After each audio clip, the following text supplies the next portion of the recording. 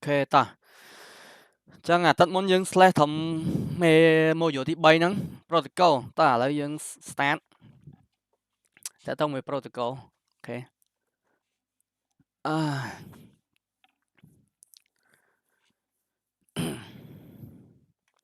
chẳng đâu nhưng vậy chẳng protocol xây cái đó nơi không network với thời gian protocol chẳng ở đôi command ping dân chẳng á ping cứ về thời cá protocol được nè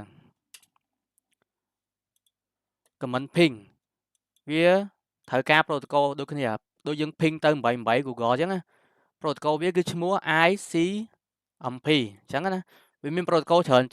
chởn tiết đây dân thử đăng tái anh ấy vậy là nhóm trăm tại vì mình chởn vô lắm vì mình chởn những năng mình mẹ bên năng tiền chẳng là lấy dương dương lực u thọ thằng tất vì nghĩ số bây giờ cái này dương ping nó pe là dân ping bầm bảy nè phở cái mình bập bên năng nè với thời ca protocol ICMP chẳng bờ sân giờ ông miền protocol tê cứ comment đi ở tầm nào ca ping cứ ở score chẳng là nắng bộ mà mình nữ đối đặt kia dần mình nữ mua trong talk tới mình nữ mua có thử miền protocol rồi ban tháng thử score kia từ bên nhầm một với một cô A tới một cô B từ 8 protocol ok đôi relationship nè ấy thì lo việc một nhom chẳng protocol cho nó mà tập hiệp bỏ dương nắng á nắng có cái hai tháp protocol này chẳng em bớt việc đây có kia đây đôi kia chẳng PCA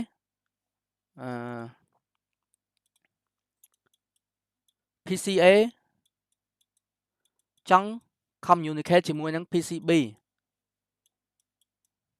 tam rồi giá ping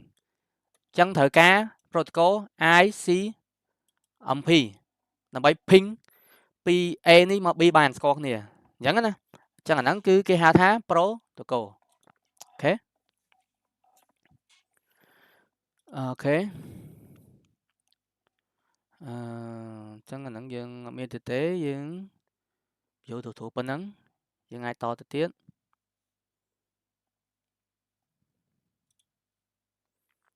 protocol suit đấy đôi nhung vô lo hái tăng pi tận môn nắng chẳng là quay nhung vô nắng cứ vía máu cứ vía sầm rải bên nắng dân bạch sư lỡ lỡ chừng nào lắm biết là protocol bỏ chừng nào xuống bỏ sao ở chừng nào nhưng tơ tiệt tao gọi lại dùng một phần khăn chừng nào xuống sân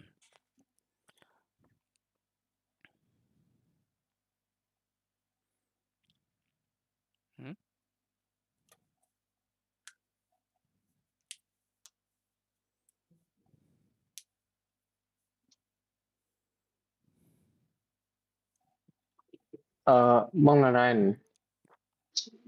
bỏ năng này lư lư lư mong chơi bot link ở Discord mấy quạt mùi này cái Discord link nhưng cha expire bạn này cái to miếng chồng về ai bộ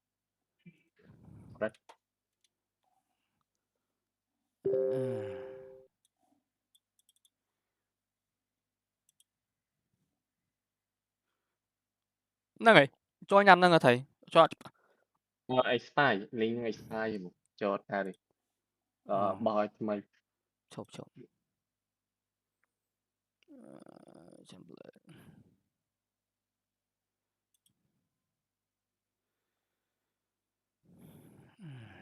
nè đấy chụp anh đang chỗ này nè nhưng mà đấng này nè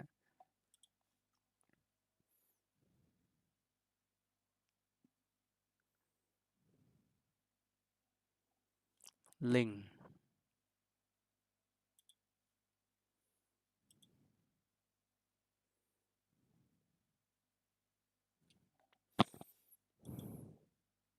nên chăm tinh mà đã bao rồi người nhầm tinh nhầm ở còn ad ô nè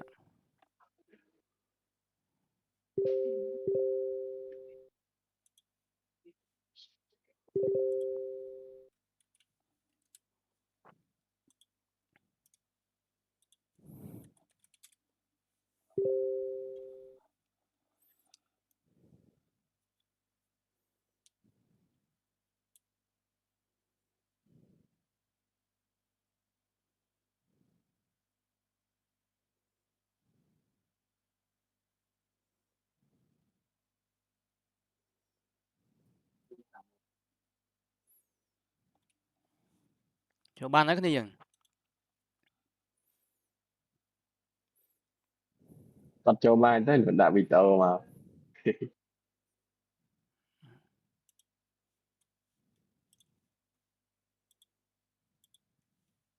អូខេឃើញហើយអេកូនសិស្សនេះអត់ដែរជាន់ទេអត់ដែរជាន់គ្រប់ទេរៀនឡើងពីអត់ទៅហើយកូនសិស្សមកចឹង បាទតើតើ protocol ឆ្ងល់សួរបកឆ្ងល់ខ្ញុំទៅខ្ញុំ protocol វាមានអីមានប៉ុណ្ណឹងឆ្ងល់យើងទៅទៀតទៅមុខទៀត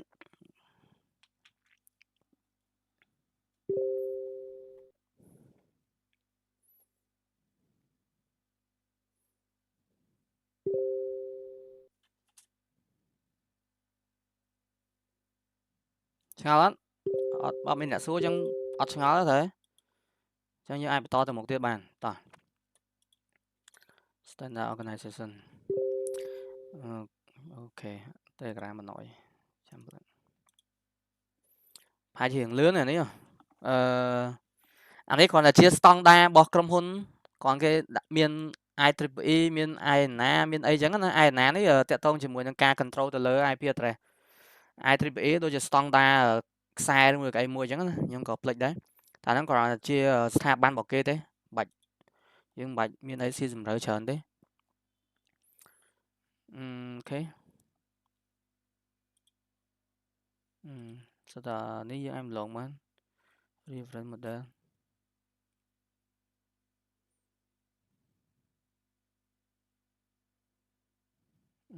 គេចង់និយាយអីចង់និយាយថាតាក់ទងជាមួយនឹង OSI model អញ្ចឹង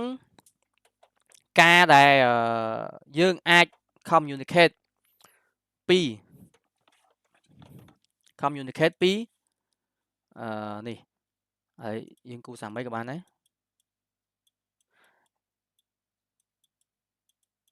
ការដែលយើងអាច communicate រវាង end device មួយទៅ end device មួយទៀតត្រូវឆ្លងកាត់ OSI model ត្រូវមាន OSI model ហ្នឹងដើម្បីអាចតំណាក់តំណងគ្នាបានហើយនៅក្នុង OSI model ហ្នឹងគឺវាមាន protocol តាមតំណាក់របស់វា OSI model ដែលយើងឃើញទាំងអស់ហ្នឹងគឺមាន4 5 6 7 OSI model អាហ្នឹងគេហៅថា layer អញ្ចឹងវាមាន7 layer OSI model ហ្នឹងណាអញ្ចឹងគ្រប់ device ទាំងអស់នៅលើ internet ត្រូវតែ follow standard OSI model ហ្នឹងដើម្បីអាច communicate ពី device មួយទៅ device មួយបានដែលមាន7 layer តែឥឡូវហ្នឹងគឺគេបាន combine អា7 layer នេះឃើញមកខ្ញុំច្អល់ទេអា7 layer ហ្នឹងមកសល់ត្រឹមតែ4 layer ដែលគេហៅថា TCP IP model អូខេអញ្ចឹងអានេះគឺ version ចាស់ជំនាន់មុនដែល network យើងតែដំណើរការដំបូងគឺត្រូវ follow standard OSI model 7 layer ហ្នឹងឥឡូវបច្ចុប្បន្នសម័យថ្មីគេបាន convert អា7 layer ហ្នឹងមកសល់ត្រឹមតែ4 layer អូខេហេតុផលអីហេតុផលដើម្បី improve performance របស់ network device អូខេឥឡូវយើងសម្ងាយគិតមើលនៅពេលដែលយើងតំណាក់តំណងពី PC A1 មកកាន់ PC B1 យើងត្រូវឆ្លងកាត់7 layer នេះសួរថាយូរអត់អាហ្នឹងបើយើងគិតថាឡើងទៅដល់ជាន់ទី1ត្រូវឆ្លងទៅឡើង7ជាន់7កម្ម sorry 7កម្មបានឡើងទៅដល់ជាន់ទី1តែឥឡូវបើសិនជាយើងនេះនៅសល់ត្រឹមតែ4កម្មឡើងតែ4កម្មដល់ជាន់ទី1សួរថាណាលឿនជាងមិនអានេះលឿនជាងត្រូវអត់នេះYeah អញ្ចឹងហើយបានគេ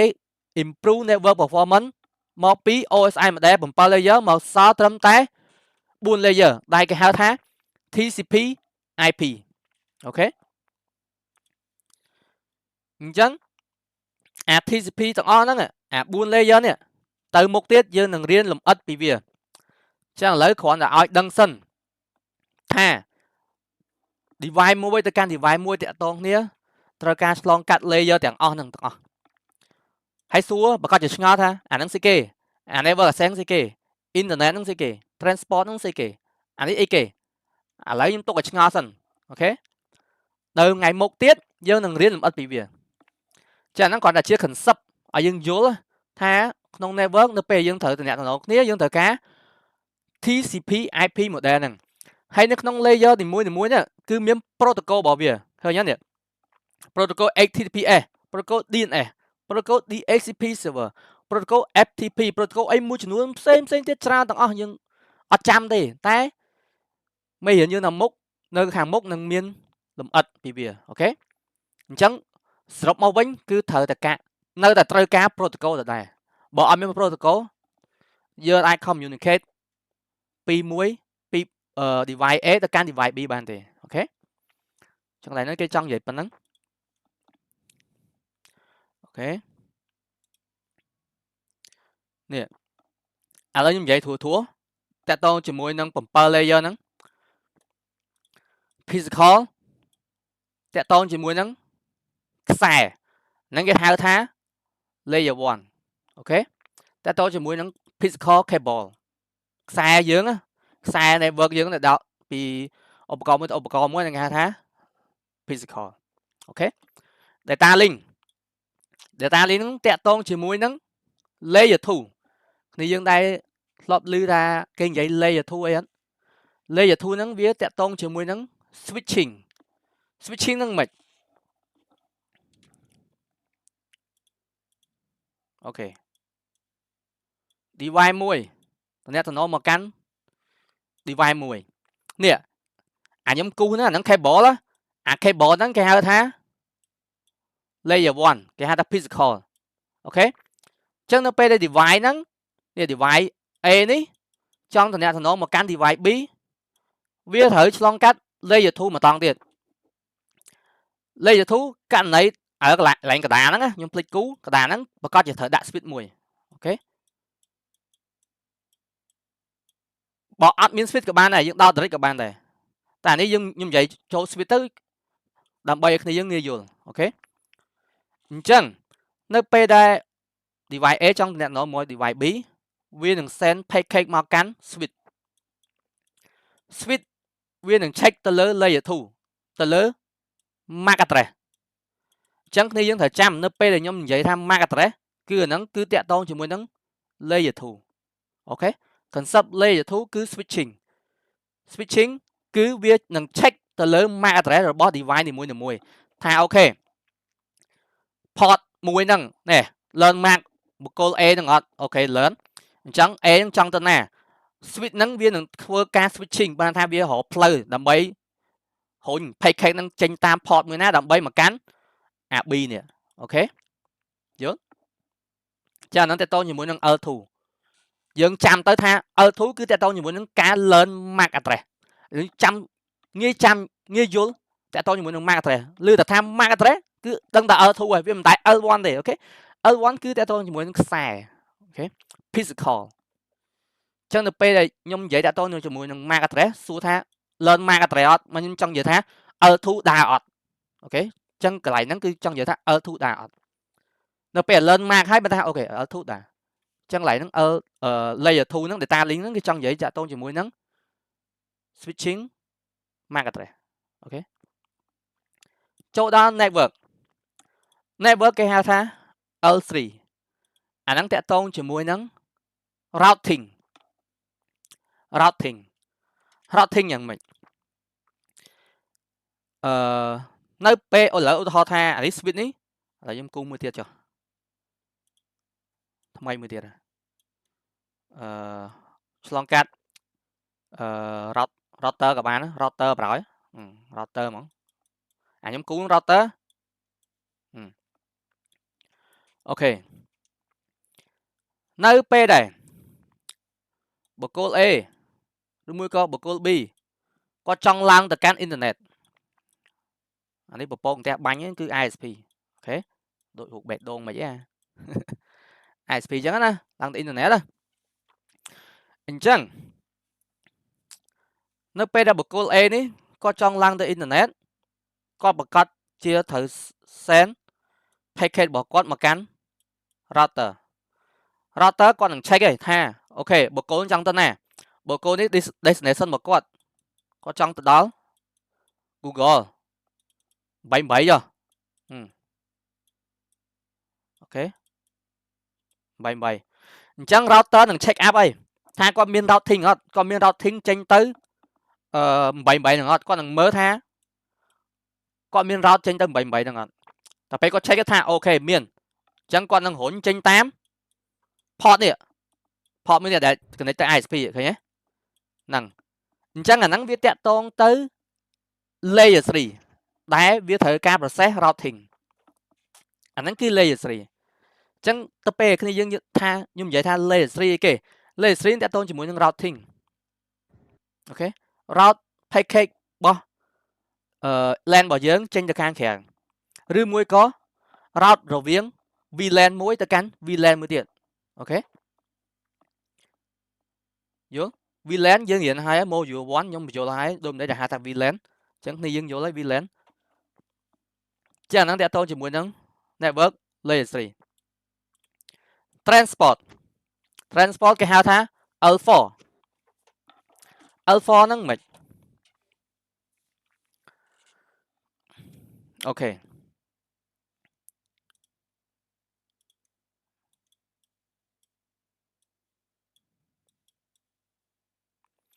L4 à lấy mở nhưng ô thò mấy ai nghe vô à lấy những cha tôi như muốn ca file transfer mới cho lấy những ô thò file transfer ok file transfer muối ní user A hay ní file server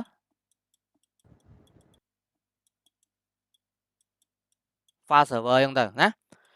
user A có trong vô tên này trên P server in chăng nơi cái này nè ban hai con slong cắt L1 L2 2 2 tại có thời gian slong cắt L3 cạn đỡ xa té example đỡ xa viên nước nóng network mũi kia viên moment network có kia chẳng viên chia một pet directly connected route chẳng viên pha từ đó L4 cứ chia cần lấy nằm bấy transport ban tha ở bỏ dương dày nghe chú đôi dương đất chỉnh chú á đất ở ván pi pin tới cắn cái pông sau play đất dân đăng này đất lửa cột ok đất lửa cốt hay dân mẹ ván mũi shop thầm thờ hay play thử tới ok cái pông 6 tam play chia lại màn cái này nhưng mà chăm ấy chẳng ô ta play tới tam play chia lại bay lại 4 cái này dân nè đăng trong play chứ Ông xóm buồn ok tam play chia lại 4 à nắng đôi dương hỗn pay khen trên tam play chia lại 4 á hay đất tam ấy kì đất đói đất mà tốt mới được đất làn đất nhưng thay ok đất tam làn chẳng này làn nó cứ chia layer 4 cứ chia transport chẳng này vẫn cứ đôi kia anh ấy viên đất viên chún request can server đại trên tam layer for transport layer nó đất tam cái protocol TCP ưu thì hóa đó file transfer chắc là nó cứ chia transport bảo dương mà can file server khơi request bảo dương hay file server nó respond mà mình tam bây giờ protocol TCP được nè ok respond mà can client mình năng ấy cứ chia transport layer đại dương sớm máy tới đôi dương đất ở ván trắng dương đất là tha ok cô đại dương ở pông sau đất tam play triệt một mẹ tam play cả play cố á hay hoàn tranh tới tam play triệt buồn nhưng đằng ấy tại đất đòi làn chẳng là làn đang hay cứ chia layer 4 bảo dương chẳng never cứ đôi kia TCP nó cứ chia protocol layer 4 bảo dương là bây dương internet nó ta cán file server bàn ok chẳng dương cho mà đó section năng man tha nó p đai device A có trắng internet nó connect ban ha connectivity mà cán file server có thử start section có thử send packet mỗi establish section layer file á ត្រូវ establish section រវាងdevice របស់គាត់ទៅនឹង file server ដើម្បី establish section ដូចជាដូចបង្កើតផ្លូវមួយអញ្ចឹងដើម្បីយើងអាចដឹកអវ៉ាន់ចេញចូលបានអញ្ចឹងយល់អត់ចឹងអាហ្នឹងបានថាយើងចាប់ដើម start section អញ្ចឹងនៅពេលដែល user ហ្នឹងគាត់ទទួលបាន file ដែលគាត់ចង់បានពី server ហើយគាត់នឹង end section របស់គាត់ចោលវិញគាត់នឹង kill section ចោលវិញអញ្ចឹងណាយល់អត់អាហ្នឹងគេហៅ section អញ្ចឹងនៅពេលដែល client គាត់ communicate ជាមួយនឹង file server គាត់ត្រូវ establish section ពី device របស់គាត់មកកាន់ server establish section យល់អត់ចាហ្នឹង section តើតើជាមួយនឹង layer file presentation ហ្នឹងបានន័យថាអាហ្នឹង layer 6 presentation ហ្នឹងបានន័យថាអូខេញ៉ៃយើងគូមួយទៀត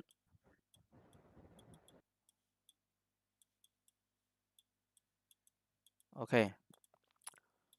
server presentation បានន័យថានៅពេលដែល user A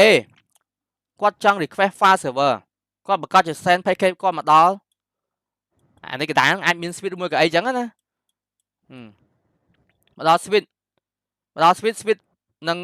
សួររកមើល destination ថាគាត់ចេញចង់ទៅណាអូខេមក server គាត់ check មើលMAC address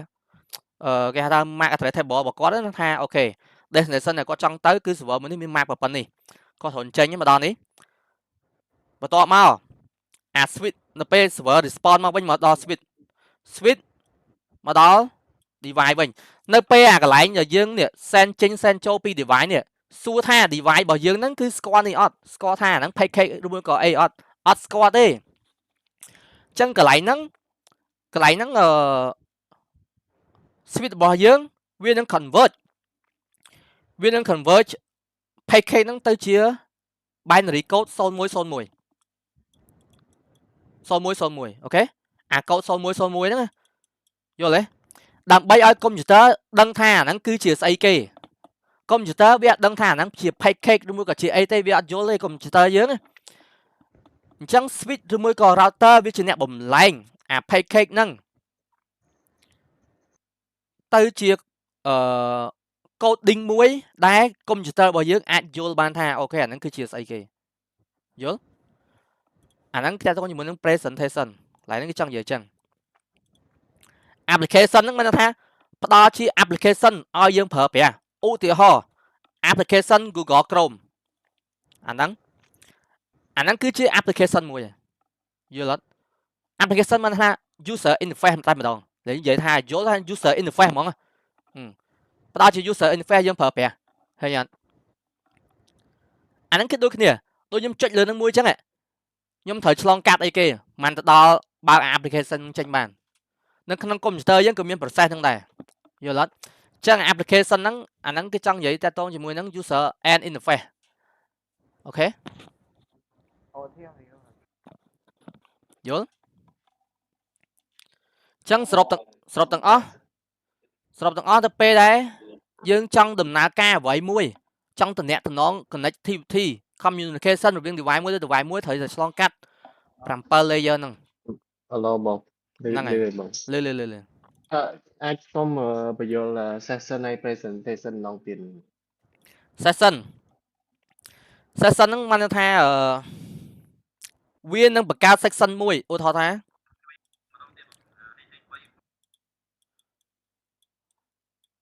រវាង device A នេះ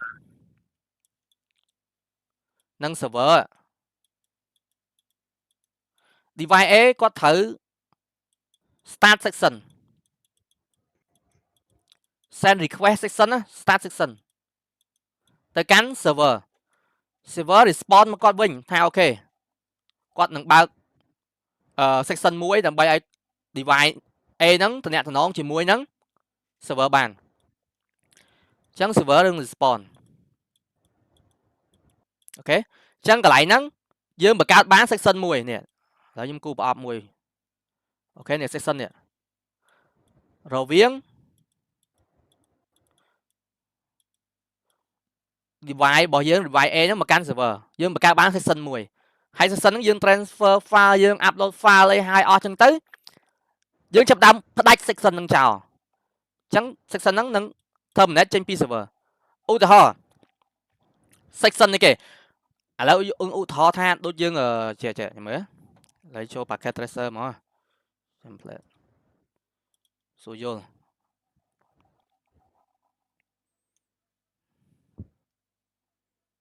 ចេះបើកចេញចាំ template មកអូខេមកអូខេខ្ញុំគូ device មួយខ្ញុំយក switch មួយអញ្ចឹងណាហើយឲ្យគ្នាយើងងាយយល់យើងធ្វើដូចនេះអញ្ចឹងដូចមែនតើអញ្ចឹងត្រូវមាន PC មួយត្រូវអត់ដល់មកខ្ញុំទៅដោតខ្សែ console អូខេតែគ្នាយើងចង់លឿនបាច់ដោតដូចខ្ញុំក៏បានដែរចុចលើនឹងយកហ្មងទៅ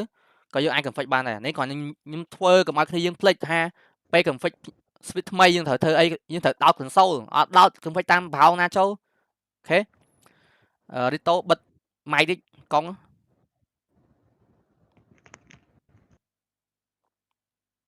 អូខេអញ្ចឹងយើងចូលមក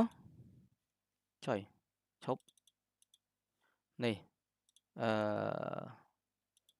អូខេដូចយើងចូលពុទ្ធីអញ្ចឹងណានេះនៅពេលដែលខ្ញុំ log ចូលប៉ុណ្ណឹងអាហ្នឹងបានថាខ្ញុំកំពុងតែ establish section រវាង computer ខ្ញុំទៅកាន់ឧបករណ៍ switch ហើយយល់អត់អាហ្នឹងគេហៅ section ហើយអូខេចុះដល់ពេលខ្ញុំ remote ធ្វើឲ្យអស់ហើយខ្ញុំបិទចោលវិញអាហ្នឹងបានថាខ្ញុំ end section ហើយយល់អាហ្នឹងគឺគេហៅថា section understand ហើយអីគេមួយទៀត presentation ហ្នឹងអាហ្នឹងមើលនិយាយឲ្យងាយយល់លើឧទាហរណ៍ឈប់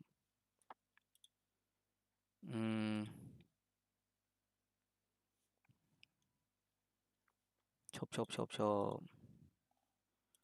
template ចាហ្នឹងអូខេwait PC ដែលខ្ញុំនឹងមកកើត connection អូខេ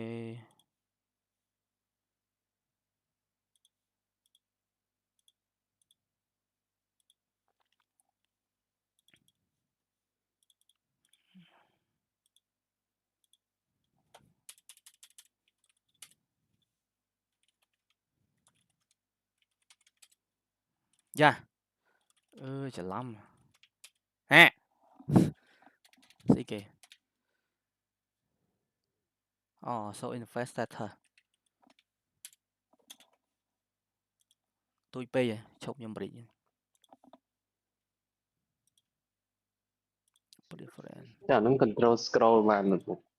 ហ៎នឹង control scroll បាន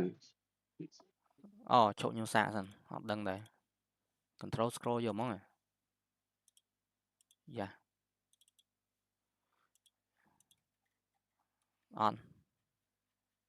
ឲ្យ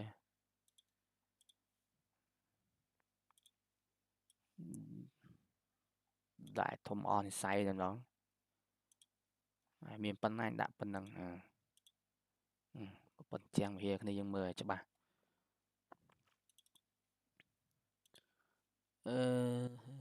យ៉ាច្បាស់អូខេអញ្ចឹងមិញខ្ញុំដោត port លេខ1ហើយនិង port លេខ2អូខេ port គឺ connected sector app ធម្មតាខ្ញុំ port នេះទូទៅដូចអត់មាន config ទេត្រូវ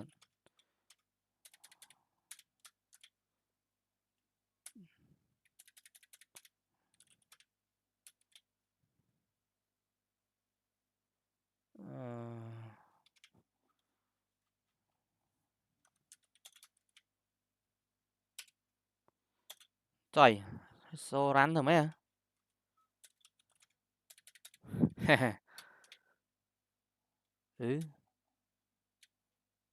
ងាប់ហើយមានតែ so run ចេះយកហ្មងអ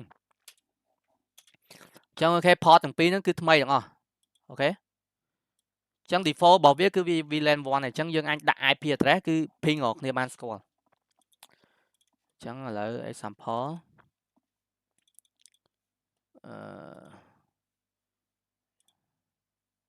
ok đã static IP đó rồi cái IP chọn rồi không bay đắp chọn mua yên tới sẵn về mau ok gateway mày đã tới vậy giờ nó không lên một cái nữa thời đã tới ok hai cho PC mới tiết PC thú yeah IP tại đó rồi cái IP chọn rồi không bay chọn đắp chọn P ok ok ok hai chân nhóm té nhóm sạn té tha biết ping squad này ping P chấm rồi không bay chọn đắp chọn P ok reply score nhóm chân này nhưng mới để tôn cho 10 trăm plan năng số lại nữa vậy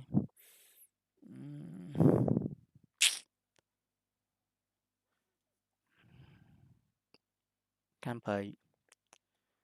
năng thử mấy đại hột miền PK hột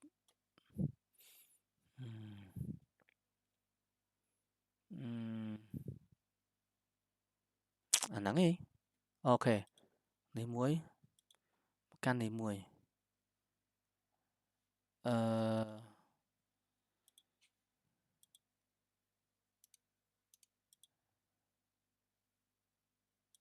kia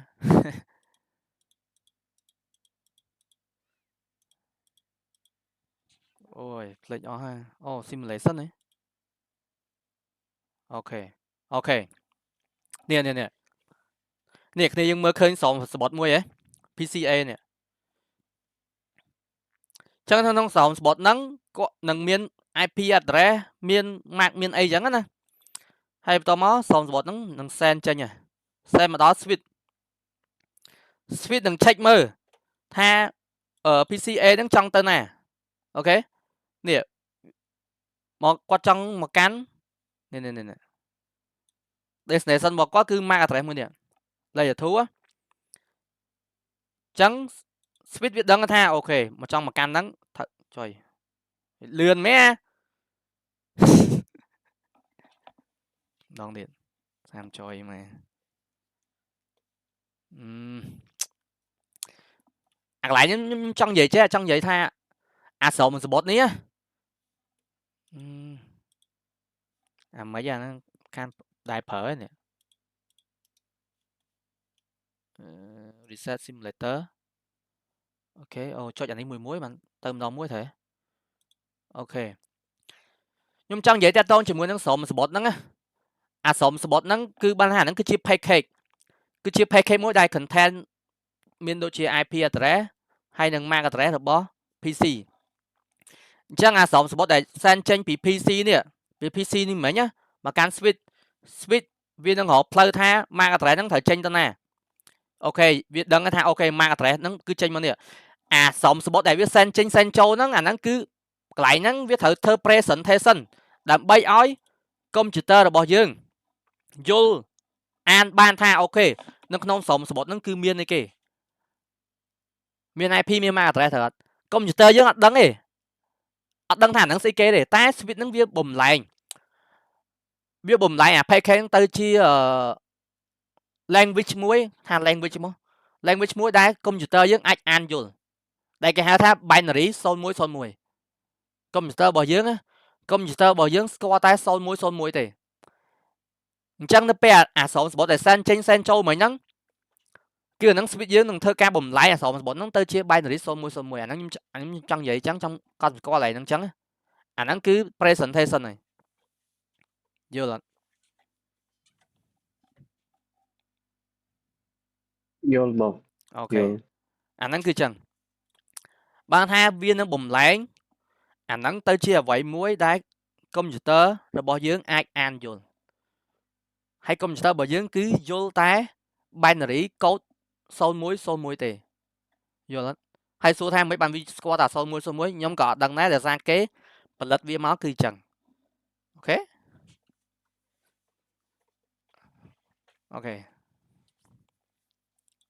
តន់អស់ចម្ងល់ហើយគ្នាយើងសួរថា application ស្អីគេត្រូវអត់ application គឺ user interface នេះឧទាហរណ៍ចេះ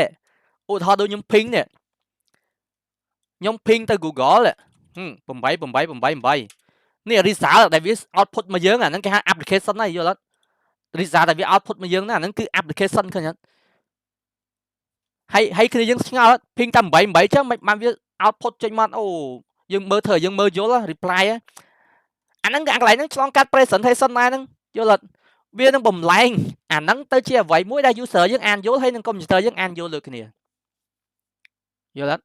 ហើយ output មកយើងហ្នឹងអាហ្នឹង application ហ្នឹងអូខេ user and interface អូខេ user and interface អ្វីដែលយើងអាចអានយល់ understand ហើយបើសិនជាកន្លែងហ្នឹងអត់ load ចឹងវា load អា package load អីឲ្យយើងអញ្ញាយើងមើលស្រួលយល់អ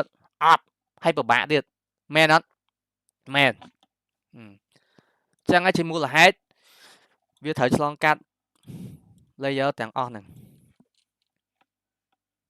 អូខេហ្នឹងគេហៅថា OSI model OSI model គឺមាន7 layer តែបច្ចុប្បន្នយើងកាត់មកសល់ត្រឹមតែ4 layer គេហៅថា TCP/IP model អូខេវាដូចតែគ្នាវាអត់មានអីខុសគ្នាទេហើយបើខ្ញុំនិយាយចឹងនេះអា network access នេះអា network access នេះគឺវា combine អា data link ហើយនឹង physical ចូលគ្នាបាត់ហើយ2ចូល1មិនសល់ network access layer 1អូខេ internet នេះអាហ្នឹងគឺ layer 3របស់ OSI model អូខេហើយអា transport នេះ transport ហ្នឹងគឺវា combine 2ដែរ combine section ជា3 section transport ហើយ presentation អូខេ application នៅតែ application ដែរនេះយើងមើលនេះកន្លែងអ្នកឃើញនេះអូ sorry ខ្ញុំនិយាយខុស application presentation section គឺវា combine ចូលមក application transport នៅតែ transport network មក internet data link layer 2 layer 1មកកាន់ network access របស់ TCP/IP model ឃើញទេចឹងវា combine មកនៅសល់ប៉ុណ្ណឹងយល់ឬមិនយល់បើមិនយល់ខ្ញុំទៅទៀតណាមានអ្នកសួរអូខេស្ងាត់បានន័យថាយល់អស់ហើយ data encapsulation ហ្នឹងដូចខ្ញុំ show package មែនអញ្ចឹង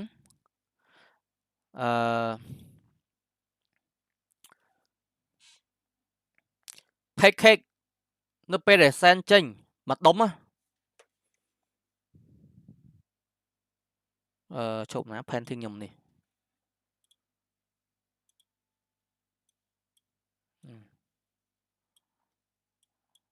PC ដដែល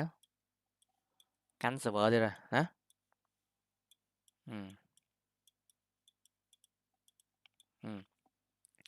អញ្ចឹង package អូខេនេះអានេះចង់តំណជាមួយនឹង server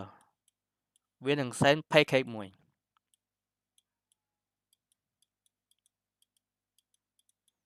package មួយមកកាន់ server ភ្លេចគូ switch រហូតអាចុយមកចឹងនៅកណ្ដាលហ្នឹងអាចមាន switch មួយអូខេswitch អាហ្នឹងរូប switch អញ្ចឹងនៅពេលដែល PC គាត់ send request មកកាន់ server គាត់នឹង send package មួយមក send package request មកកាន់ switch គាត់នឹងបំលែងអា package ហ្នឹងណាទៅជា package ទូចអូខេទូចមួយអូខេបន្ទាប់មកដល់ពេលមកដល់ផ្លូវចេញគាត់នឹងបំលែងអា package ទូចទាំងអស់ហ្នឹងមកជា package មួយដុំមួយធំវិញមកកាន់ server អូខេហើយដល់ពេល server response មកដូចគ្នាមកដល់ switch វាបំលែងអា package ទាំងអស់ហ្នឹងទៅជា package ទូចទៀតអូខេបន្ទាប់មកដល់អាផ្លូវចេញនេះបាន switch វា combine package ទូចទាំងអស់ហ្នឹងទៅជា package ធំមួយហើយ send មកឲ្យ PC យល់អាហ្នឹងគេហៅថា encapsulation ok chẳng mà nơi p đài pc có send request mà đo switch viên đừng thưa encapsulation này anh biết chạy tế ha encapsulation package mua ok hãy send tới ai server server sẽ respond vào mình mà đo switch thưa encapsulation đi ra encapsulation nó bùm đại package thống ta chưa package tôi con biết tôi chẳng giờ ai send thằng đô tới bán này giờ là không never package viên nó bùm lại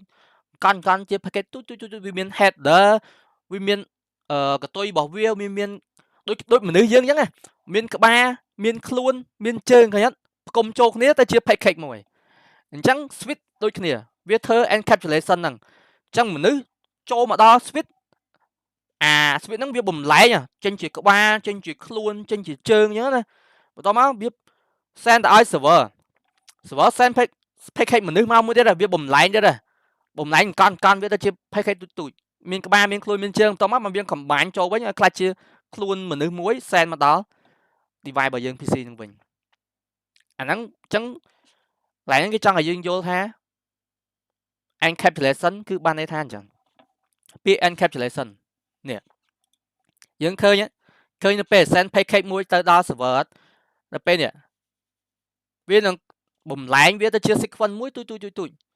tại mà đông tầng on nắng cứ biết chia package tầm muối vô lần rồi sao package cứ vì miền thời miền header vì miền payload cái đá luôn cái payload data nữa data hay cái tối hay n cái những plate bắt đấy nè format nè ai format chứ thế nè package header ethernet luôn protocol IP TCP này data hay này cái tối trời cái tối kẹt nốt đây vậy chẳng biết chỉ package chẳng á mà đông nó vô là chẳng package mà đông nó là biết bùm lại chia package con tôi vô là viết một men send tặng đô đây nó pay mà đo switch viết đừng nhẹ vậy ok anh nắng cái hai thá encapsulation process encapsulation ok vô là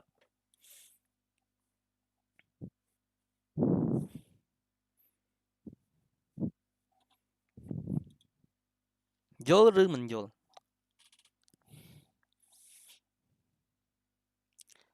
anh biết encapsulation nè đồ bài như vậy thôi nhá computer cứ score đặt binary code son môi để khơi nhá nè khơi son môi vậy anh cứ ca bùm lại presentation á biết thà presentation á biết bùm lại nhà package này đại miền ethernet miền IP miền ấy mặt đô lắm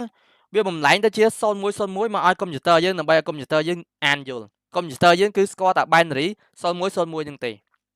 ok chẳng bò sân giờ speed biết ắt bùm lại thế computer với an đặt vôเลยở đằng thà đằng xây kia đây ok chẳng encapsulation là nó cứ chỉ biết bật chạy cái tê ngày một tiết bởi dân khơi ok dân vô thà encapsulation mà hai chỉ càng con package tôi mùi ok trước vô đó nè vô em tờ tiền ắt xuống bạn thà vô á nó data encapsulation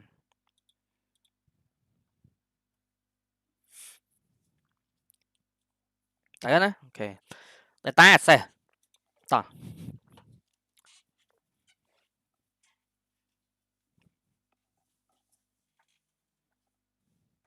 so there's no level chẳng nhóm an thì sẵn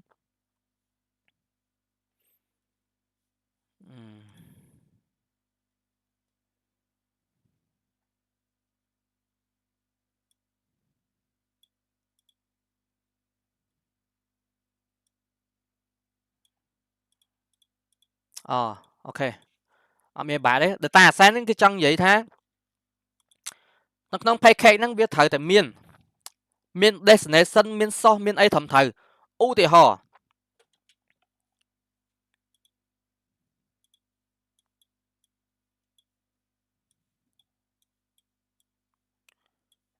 PCA trong thằng nó mà cắn PCB em play school speed lỗ rồi khu có 3 PCA trong này nó mà căn PCB chẳng PCA đừng send pancake mùi mà căn switch ok send pancake mùi mà căn switch switch đừng check mơ mà căn switch á switch đừng check mơ tha pancake mình cái là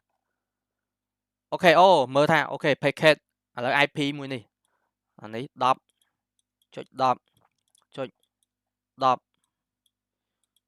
mùi anh ấy đọc pi ok chẳng hạn switch đừng check mơ tha ok ô pancake mình đi có trong tới destination IP address destination IP របស់ PCB ដែលមាន IP ខាងលើ 10.10.10.2 ជាមួយនឹង MAC address មែនទេដោយសារហ្នឹង L2 វាប្រកាសជាត្រូវតាក់ទងជាមួយនឹង MAC address ដែរអូខេ MAC address PCB MAC មែនឥឡូវឧទាហរណ៍MAC B អញ្ចឹងទៅអានេះ MAC address MAC A អញ្ចឹងទៅណាដែលមាន MAC address B ហើយបន្តមកត្រូវតែមាន source IP របស់ PCA ត្រូវហើយsource IP ប្រហែលនេះ10ចឹងមកខ្ញុំchờសេច្រើនខ្ញុំសេ10.1ចឹងណាហើយគ្នាយើងស្រួលមើលខ្ញុំក៏ខ្ជិលសរសេរដែរហើយជាមួយនឹង MAC address របស់ PCA MAC ប៉ុណ្ណា MAC A អញ្ចឹងអាទិន្នន័យទាំងអស់ហ្នឹងអានឹងហៅថា data access បានថា data នៅក្នុង package ហ្នឹងយល់អត់ចឹងនៅក្នុងហ្នឹងត្រូវមាន data access ដែលមានទិន្នន័យឲ្យគ្រប់ទាំងអស់ហ្មងដូចជា IP address របស់អ្នក send MAC address របស់អ្នក send destination IP address ដែលយើងចង់ទៅ MAC address របស់ destination ដែលយើងចង់ទៅដល់អញ្ចឹងអាសំណុំទាំងអស់ហ្នឹងអាសំណុំទាំងអស់នេះនឹងហៅ data access យល់ទេមិនខុសអីពីយើង send សបុតស្នេហាទៅកាន់ស្រីស្នេហ៍យើងនៅកំពង់សោមយើងមិនត្រូវdeal អូនសម្លាញ់ហេអូនសម្លាញ់ឈ្មោះអីចឹងទៅណា ABC ចឹងទៅអា ABC ហ្នឹងមិន destination របស់យើងហ៎ពីបងណាគេបងរីតូហេពីបងរីតូអីចឹងទៅតែបងនឹកអូនណាស់អីចឹងណាចង់ជួបអូនណាស់អីចឹងណាអាហ្នឹងគឺជា data គេហ៎គឺជា data អ្វីដែលទិន្នន័យដែលមាននៅក្នុងហ្នឹងទាំងអស់យល់អត់ចឹងហ្នឹងអត់ខុសគ្នាអីរវាង network យើងទេនៅពេលយើង communicate ពី A ទៅ B យើងត្រូវមាន data ទាំងអស់ដែរមាន IP address មាន MAC address មានអីត្រឹមត្រូវមាន source មាន destination អូខេយល់តន់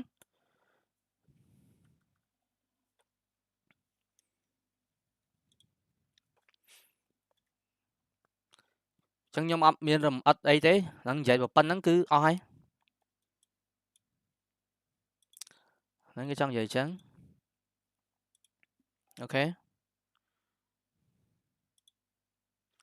អត់យល់សួរខ្ញុំនឹងមើលទៀតថាមានកន្លែងអីពិសេសខ្ញុំនឹង note ដូចគ្នាយើងតែអ្វីដែលខ្ញុំមើលគឺមានទេ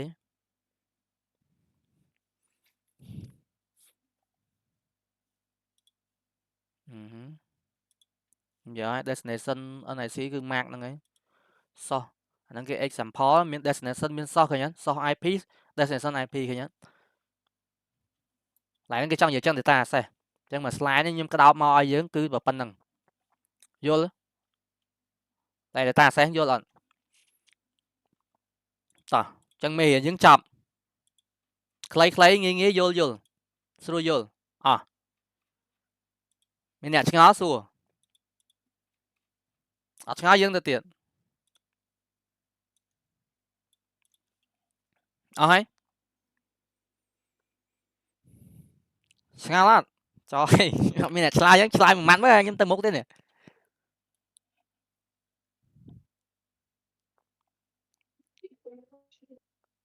បងសិតឆ្ងល់អីបង និយាយឥឡូវចេះចង់សួរបន្តិចថា protocol model ហ្នឹងគឺនិយាយអំពីតែ layer ទាំង7ហ្នឹងត្រូវទេឬក៏ បាន យ៉ាង ថា ម៉េច ចេះការ communication រវាង បាទ device មួយទៅកាន់ device មួយ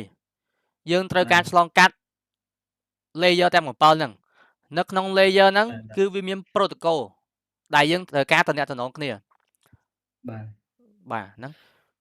ដែលខ្ញុំ យល់ ឧទាហរណ៍ងាយយល់គឺពេលដែលយើង ping បាទ ពេលយើងធ្វើការ ping ពី PCA ទៅកាន់ PCB ដើម្បី establish ping នឹងបានគឺវាត្រូវឆ្លងកាត់ OSI model ហ្នឹង OSI model ដែលយើងថាមាន7 layer ហ្នឹងណាតែឥឡូវដែលគេកាត់មកសល់ត្រឹមតែអីគេមាន TCP IP TCP IP ដែលមាន4 layer អូខេអញ្ចឹងនៅក្នុងហ្នឹងនៅក្នុង layer ហ្នឹងវាត្រូវមាន protocol មួយ ping ដាក់លើ protocol គេដាក់នៅលើ protocol ICMP នេះអញ្ចឹងបើសិនជានៅក្នុង network យើង block protocol ហ្នឹងសួរថា ping ស្គាល់អត់អត់ស្គាល់អញ្ចឹងមេរៀនហ្នឹងគឺចង់ក្តោបសំខាន់ថានៅពេលដែល device មួយចង់តំណែងទៅកាន់ device មួយគាត់ត្រូវឆ្លងកាត់ layer ទាំង7ហ្នឹង OSI model layer បន្ទាប់មកគាត់ត្រូវមាន protocol ដើម្បី communicate រវាង device មួយទៅកាន់ device មួយដូចគ្នាអូខេប៉ុណ្្នឹងហ្មងអញ្ចឹងមេរៀនក្តោបរួមប៉ុណ្្នឹងយើងត្រូវចាំ OSI model layer មាន7 layer ហ្នឹងបានបំលែងមកកាន់ TCP IP 4 layer ដែលនៅក្នុងរូបភាពខាងក្រោមនេះទៅណាបាត់ហើយនេះខ្ញុំបានបញ្យល់ហើយខ្ញុំបញ្យល់ធួនៅមុខខ្ញុំឃើញមានមេរៀនគេកង់វារៀងលម្អិតតាក់ទងជាមួយ layer នីមួយៗយើងនឹងរៀនបន្ថែមទៀតអញ្ចឹងយើងយល់ប៉ុណ្្នឹងសិនបាទយល់ហើយប៉ុណ្្នឹងយល់ហើយអូខេបាទអ្នកផ្សេងតើតបងសិតយល់តាខ្ញុំទៅមុខទៀតតាអញ្ចឹងឥឡូវយើងចូល module 4ព្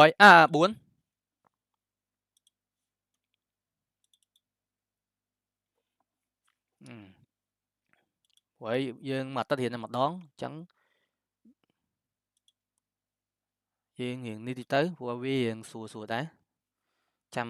មាន lab មានអីអាហ្នឹងយើងទៅមួយអញ្ចឹងណាយើងធ្វើ test ហើយខ្ញុំជួយមើលឲ្យខុសអីឡើយណាតែឥឡូវវាអត់មាន lab ទេអាហ្នឹងតាក់ទងមួយទ្រឹស្ដីយើងនេះប៉ុណ្្នឹងយល់ទៅអូខេ module 4នេះគេចាប់ដើមកង់ហ្នឹងកង់ layer ដែលយើងនិយាយមាន7 layer ហ្នឹង module 4តាក់ទងជាមួយនឹង physical layer ដែលយើងហៅថា layer 1អូខេចឹងនៅពេលដែលខ្ញុំនិយាយ layer 1 layer 2 layer 3 layer 4 layer 5 layer 6 layer 7គ្នាយើងត្រូវតែយល់ថាខ្ញុំចង់និយាយពីអីគេអូខេចឹងយើងដឹងហើយ layer 1 physical មែនអត់ layer 2តាក់ទងជាមួយនឹង switching ការ learn MAC address មួយក៏អត់ layer 3តាក់ទងជាមួយនឹង routing ការ route IP មួយទៅកាន់ destination IP មួយទៀតហ្នឹងតាក់ទងជាមួយនឹង IP address layer 4តាក់ទងជាមួយនឹង section ការ establish section ត្រូវអត់ layer 5 presentation ហេដូចជាម្លង sorry layer 4 transport ហេ transport ថាយើងយកគេយកមកដឹក package ចេញទៅ transport ផ្លូវចេញlayer 5 section ការ establish section layer 6 presentation ការបំលែង package ហើយនឹងអាហ្នឹងគេហៅថា encapsulate decapsulate នៅលើ presentation ហ្នឹងអូខេដែលយើងmodule 3មានទេ encapsulate ខ្ញុំប្រាប់ហ្នឹងហើយ layer 7 application user interface ចឹងឥឡូវណារ៉ែនសុំសួរមួយអា section ហ្នឹងបានន័យថាចង់បញ្ជាក់ថាយើង transport ដល់ណាត្រូវទេអាហ្នឹងមានន័យចឹងមែនទេចង់បញ្ជាក់ថា section ហ្នឹងបានថាយើង establish section បានថាដូចនេះ đôi nhâm lọc cho nè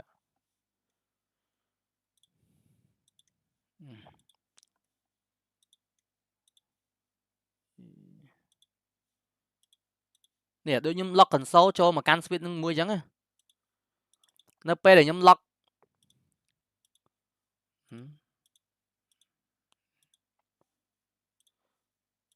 នេះនៅពេលខ្ញុំ lock ចូលនេះខ្ញុំកំពុង lock ចូល switch អាហ្នឹងបានថាខ្ញុំកំពុងតែបង្កើត section រវាងខ្ញុំទៅកាន់ switch ហ្នឹង បាទ អាហ្នឹងគឺ អា section ហ្នឹងវាតាក់ទងជាមួយនឹង transport តែត្រូវហើយបើយើងអត់មាន transport មកបាន section ក៏អត់ទទួលបានដែរត្រូវហើយ ហ្នឹងហើយយើង transport តាមរយៈខ្សែ console ហ្នឹង បាទហ្នឹងហៅ section ទៅពេលយើងបិទបានថាយើង kill section ហ្នឹងចោលហើយអញ្ចឹងបាទយល់បាទ អូខេអញ្ចឹង module 4តើតើជាមួយនឹង layer 1 physical layer អូខេតោះ purpose of physical layer អានេះគេអត់មានទេពិបាកទេphysical layer យើងដឹងហើយយើងចង់តំណាក់តំណងរវាង device មួយទៅកាន់ device មួយ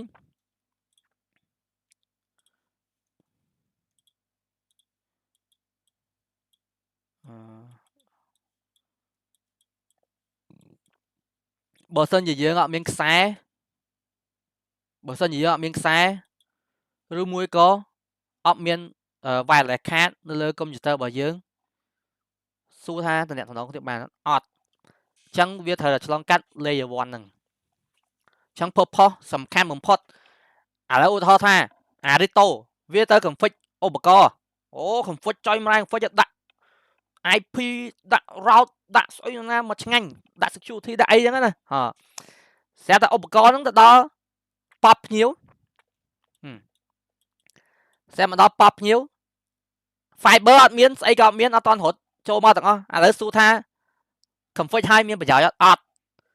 ឃើញអត់ត្រូវតែឆ្លងកាត់ layer 1 fiber optic ឃើញអត់ត្រូវតែមាន uplink fiber ហ្នឹងខ្សែរត់ចូលហើយបើសិនជា config ឲ្យអត់តន់រត់ uplink រត់អីចូលអត់មានរត់ខ្សែចូលយើង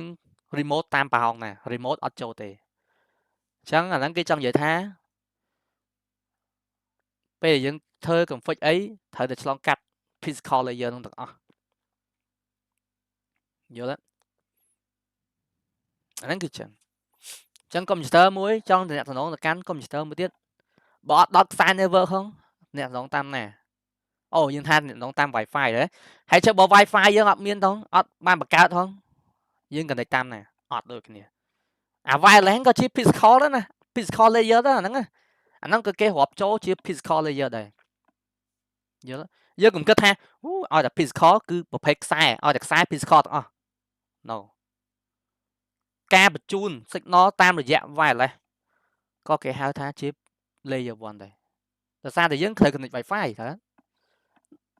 អា network interface card យើងហ្នឹងតែអា NIC ហ្នឹងវាមិនមានមុខងារ2 laptop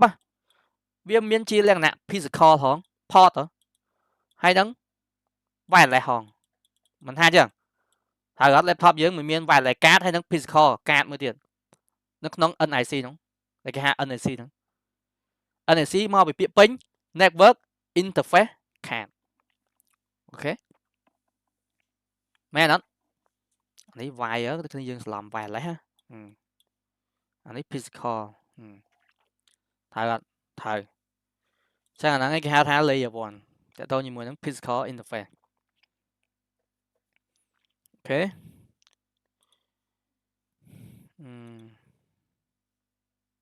នេះដែល physical interface ទាំងអស់ហ្នឹងត្រូវ follow standard ដែលមានប្រមាណនេះISO EIE ខ្ញុំមិនសូវស្គាល់ទេខ្ញុំស្គាល់មួយគឺ IEEE អា IEEE ហ្នឹងគឺនេះ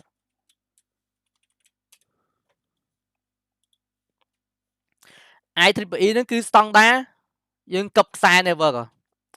ខ្សែ network យើងមិនកឹបមាន standard AB ទេត្រូវអត់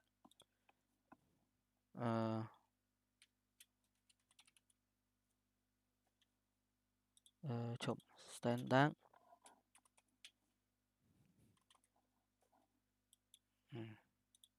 nè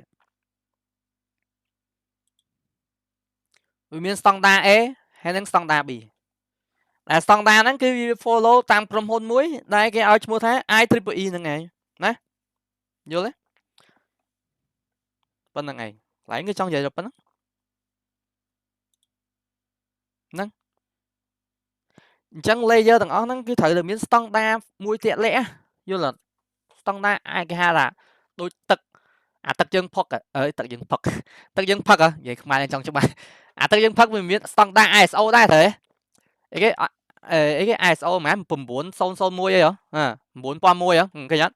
ត្រូវតែមាន follow ទៅតាម standard ហ្នឹងបើសិនជាវាអត់មាន standard ជាក់លាក់ទេសួរថាយកខ្សែ network ហ្នឹងមកគប់ឲ្យស្គាល់គ្នាអត់អត់អាហ្នឹងវាប្រកាសជាអត់ហើយដោយសារតែអ្នកឯងអត់ follow standard គេ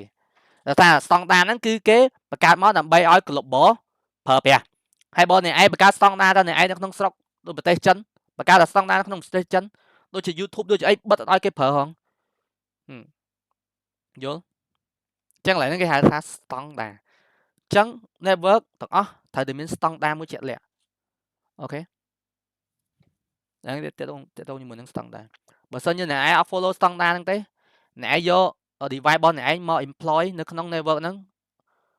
អត់ស្គាល់ជាមួយនឹងគេទេដោយសារតែអ្នកឯងអត់ follow standard របស់គេខ្សែ network ក៏ដូចគ្នាបើសិនជាអ្នកឯង follow standard IEEE ហ្នឹងទេ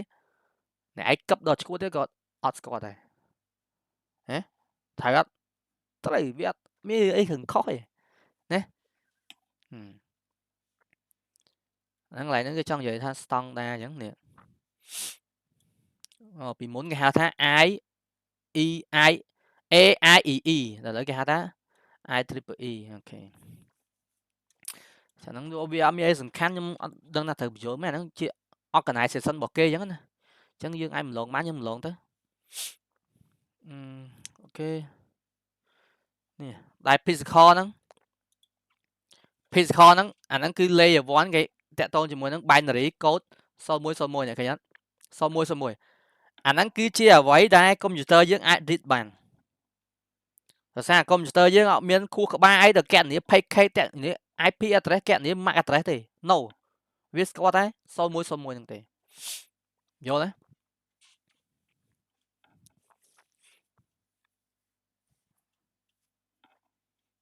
ចឹងហ្នឹងទៅតមួយ physical layer អូខេ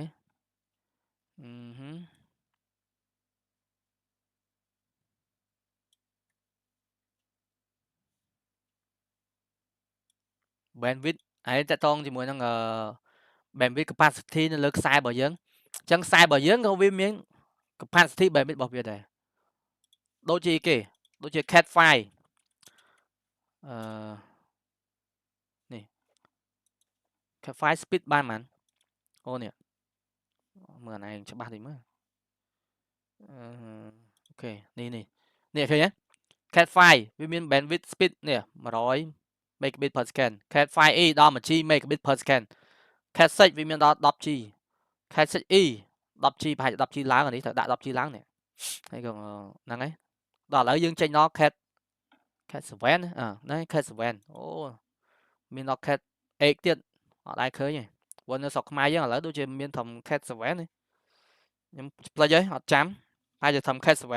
7 maybe អាហ្នឹងនិយាយជាមួយនឹងខ្សែ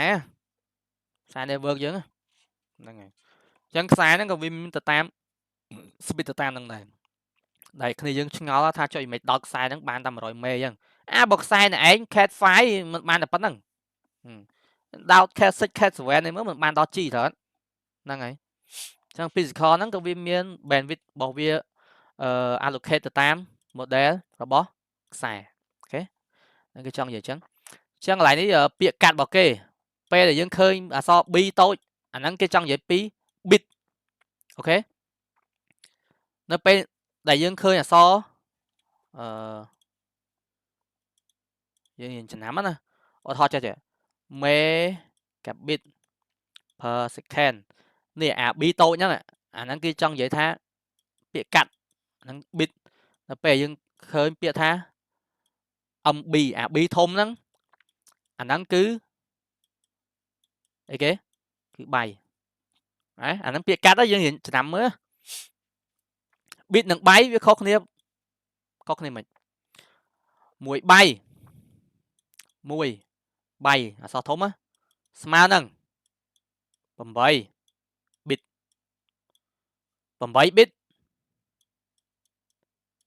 smart nâng mùi bay ok trên cái mình chia sẻ nè cái miếng ăn thằng này bật cặp một cái nữa nắng á mình chia sẻ so tuổi so thốn ấy nè thấy nhá cái miếng ăn thằng này bật cặp nó không nè ok nhớ chẳng dừng mới đó là khe đấy mà 2 kilo bit per second đấy mê cả bit anh ấy chi cả bit anh ấy t cả bài tôi chỉ đọc chi á đọc chi thôi đọc chi t là bài ok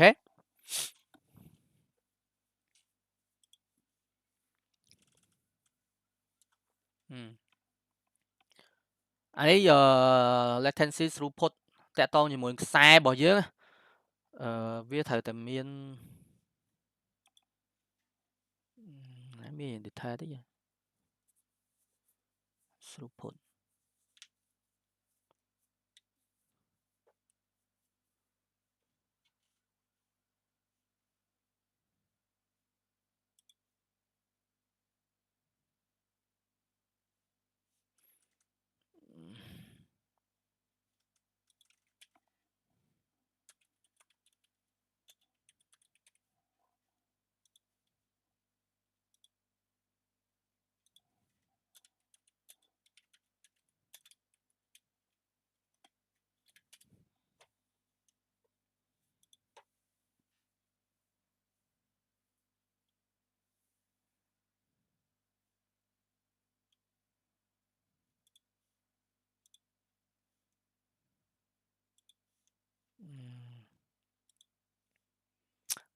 đó ឃើញអាហ្នឹងបើយើង check ទៅវាដាក់ detail ជាមួយនឹងខ្សែវាមា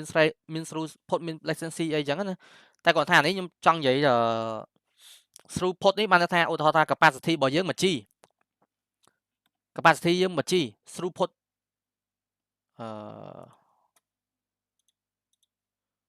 capacity 1G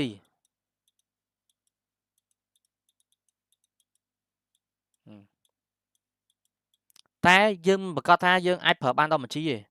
throughput គេ note នៅក្នុងហ្នឹងគេថា throughput អ្នកឯងប្រើបានតែ950 មេចឹងទៅយល់អត់ដូចយើងទិញទូរស័ព្ទចឹងទូរស័ព្ទ 256G យើងប្រើបានប៉ុន្មានអត់ដល់ហ្នឹងទេត្រូវហ្នឹងគឺជា throughput អូខេហើយនៅក្នុងហ្នឹងគេអាច note latency មួយទៀត latency តាមខ្សែហ្នឹងអូថេថា latency ប្រហែល 1ms millisecond ឬមួយក៏ 2ms millisecond អញ្ចឹងទៅអាហ្នឹងគឺ latency ណា goat នេះពាក្យហ្នឹងបានន័យថាយ៉ាងច្រើននៅខ្សែហ្នឹងអ្នកឯង goat អាចបានដល់999 megabit អីចឹងទៅហ៎យល់អត់អាហ្នឹងគេពាក្យថា goat អូខេយល់ណា latency ហ្នឹងបានជាពាក្យបានន័យថា delay ការ delay ហើយឧទាហរណ៍ថានៅក្នុងហ្នឹងគេថាតែ delay យ៉ាងតិច millisecond ឬមួយក៏2 millisecond ហើយ throughput អាចដូចថានៅក្នុង capacity 1G ហ្នឹងយើងអាចប្រើយ៉ាងតូចណាស់បាន950 មេអញ្ចឹងទៅហើយអា goat នេះបានថាល្អបំផុតហ្មងអ្នកឯងអាចចេញបានត្រឹមប៉ុណ្្នេះយល់ទេអាហ្នឹងអញ្ចឹងណាអ្នកខ្លះដូចយើង test speed test អីទិញ50 មេមិនប្រកាសថាអ្នកឯង test បាន50 មេពេញទេពេលខ្លះអញ្ចឹងណាយល់អត់វាអាចឡើងចុះពេលខ្លះបាន40ជាង48 49អីចឹងណាអាហ្នឹងគឺចង់និយាយអញ្ចឹងហ្នឹងគឺជាពាក្យបច្ចេកទេសដែលគេចង់ឲ្យគ្នាយើងយល់ពាក្យ latency throughput ហើយនិង output អូខេ copper cabling អញ្ចឹងនេះគ្នាយើងដឹងហើយ copper វាមានប្រភេទខ្សែ RJ45 ប្រភេទខ្សែ RJ45 វាមានពីរប្រភេទវាមាន UTP ហើយនិង STP អា UTP ហើយនិង STP ហ្នឹងខុសគ្នាមិនអូខេ cable UTP ណា UTP មានខ្សែមកចឹងណាខ្សែពី3ហ្នឹងទៅណាហ្នឹងខ្សែនេះនៅក្នុងហ្នឹងគឺខ្សែឃើញខ្សែពី3ខ្សែហ្នឹងទៅហ្នឹង UTP ដល់ពេល STP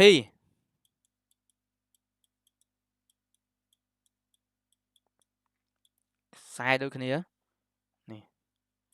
មានមួយសរសៃពីរសរសៃ3សរសៃហើយវាមានអាសំណាញ់មួយរុំទៀតរុំអាខ្សែហ្នឹងមកតង់ទៀតមាន2ស្ទាប់អានេះមានតែមួយស្ទាប់ទេអា UTP អា STP មាន2ស្ទាប់ហេតុផលខ្ញុំសួរថា why អា STP ហ្នឹងគឺវាមានអាស្ទាប់នៅក្នុងនេះអាស្ទាប់ក្នុងនេះអាស្ទាប់ហ្នឹងការពារការឆ្លងអាហ្នឹងគេហៅការកុងដូចជាការកុងទៅពេលខ្លះគ្នាយើងអត់ដែរចាប់អារម្មណ៍ទេពេលខ្លះយើងរត់ខ្សែ network នៅខ្សែភ្លើងអាធំយើងរត់គៀកមែនតើហើយយើងប្រើប្រភេទ UTP ដែលវាអត់មានអាស្ទាប់ការពារការកុងជាមួយនឹងខ្សែភ្លើងការអីអាហ្នឹងហៅកុងអីគេ eco noise maybe eco noise អាការចម្លងអាហ្នឹងអត់មានហើយយើងប្រើប្រភេទហ្នឹងហើយយើងរត់ខ្សែ network ហ្នឹងនៅក្នុងគៀកនៅមួយក្នុងលូដែលជាមួយនឹងភ្លើងធំគេ network យើងនឹងល្អិតល្អប្រើអត់ស្រួលទេតែបើសិនជាយើងប្រើប្រភេទ STP វាមានអាសឡង់ការពារនេះហ៎នឹងហៅស្អីទេដល់ការពារអា eco ហ្នឹងនៅពេលយើងប្រើនៅចិត្តខ្សែភ្លើងធំទៅវាធ្វើឲ្យខ្សែយើងវា smooth តែសួរថា smooth ល្អអត់វាមិនមែន smooth 100% ទេវាអាចថាជួយបានត្រឹម 90% ឬមួយក៏95% អញ្ចឹងណាតែបើយល់ល្អយើងក៏រត់ខ្សែយើងជាមួយនឹងអាបកោភ្លើងធំវាធ្វើឲ្យខ្សែ network ហ្នឹងអត់ល្អទេយល់អត់នេះឃើញទេឃើញ UTP ខ្សែហ្នឹងចេញមកអត់មានអីការពារមកតង់ទៀតទេនេះដល់ពេល STP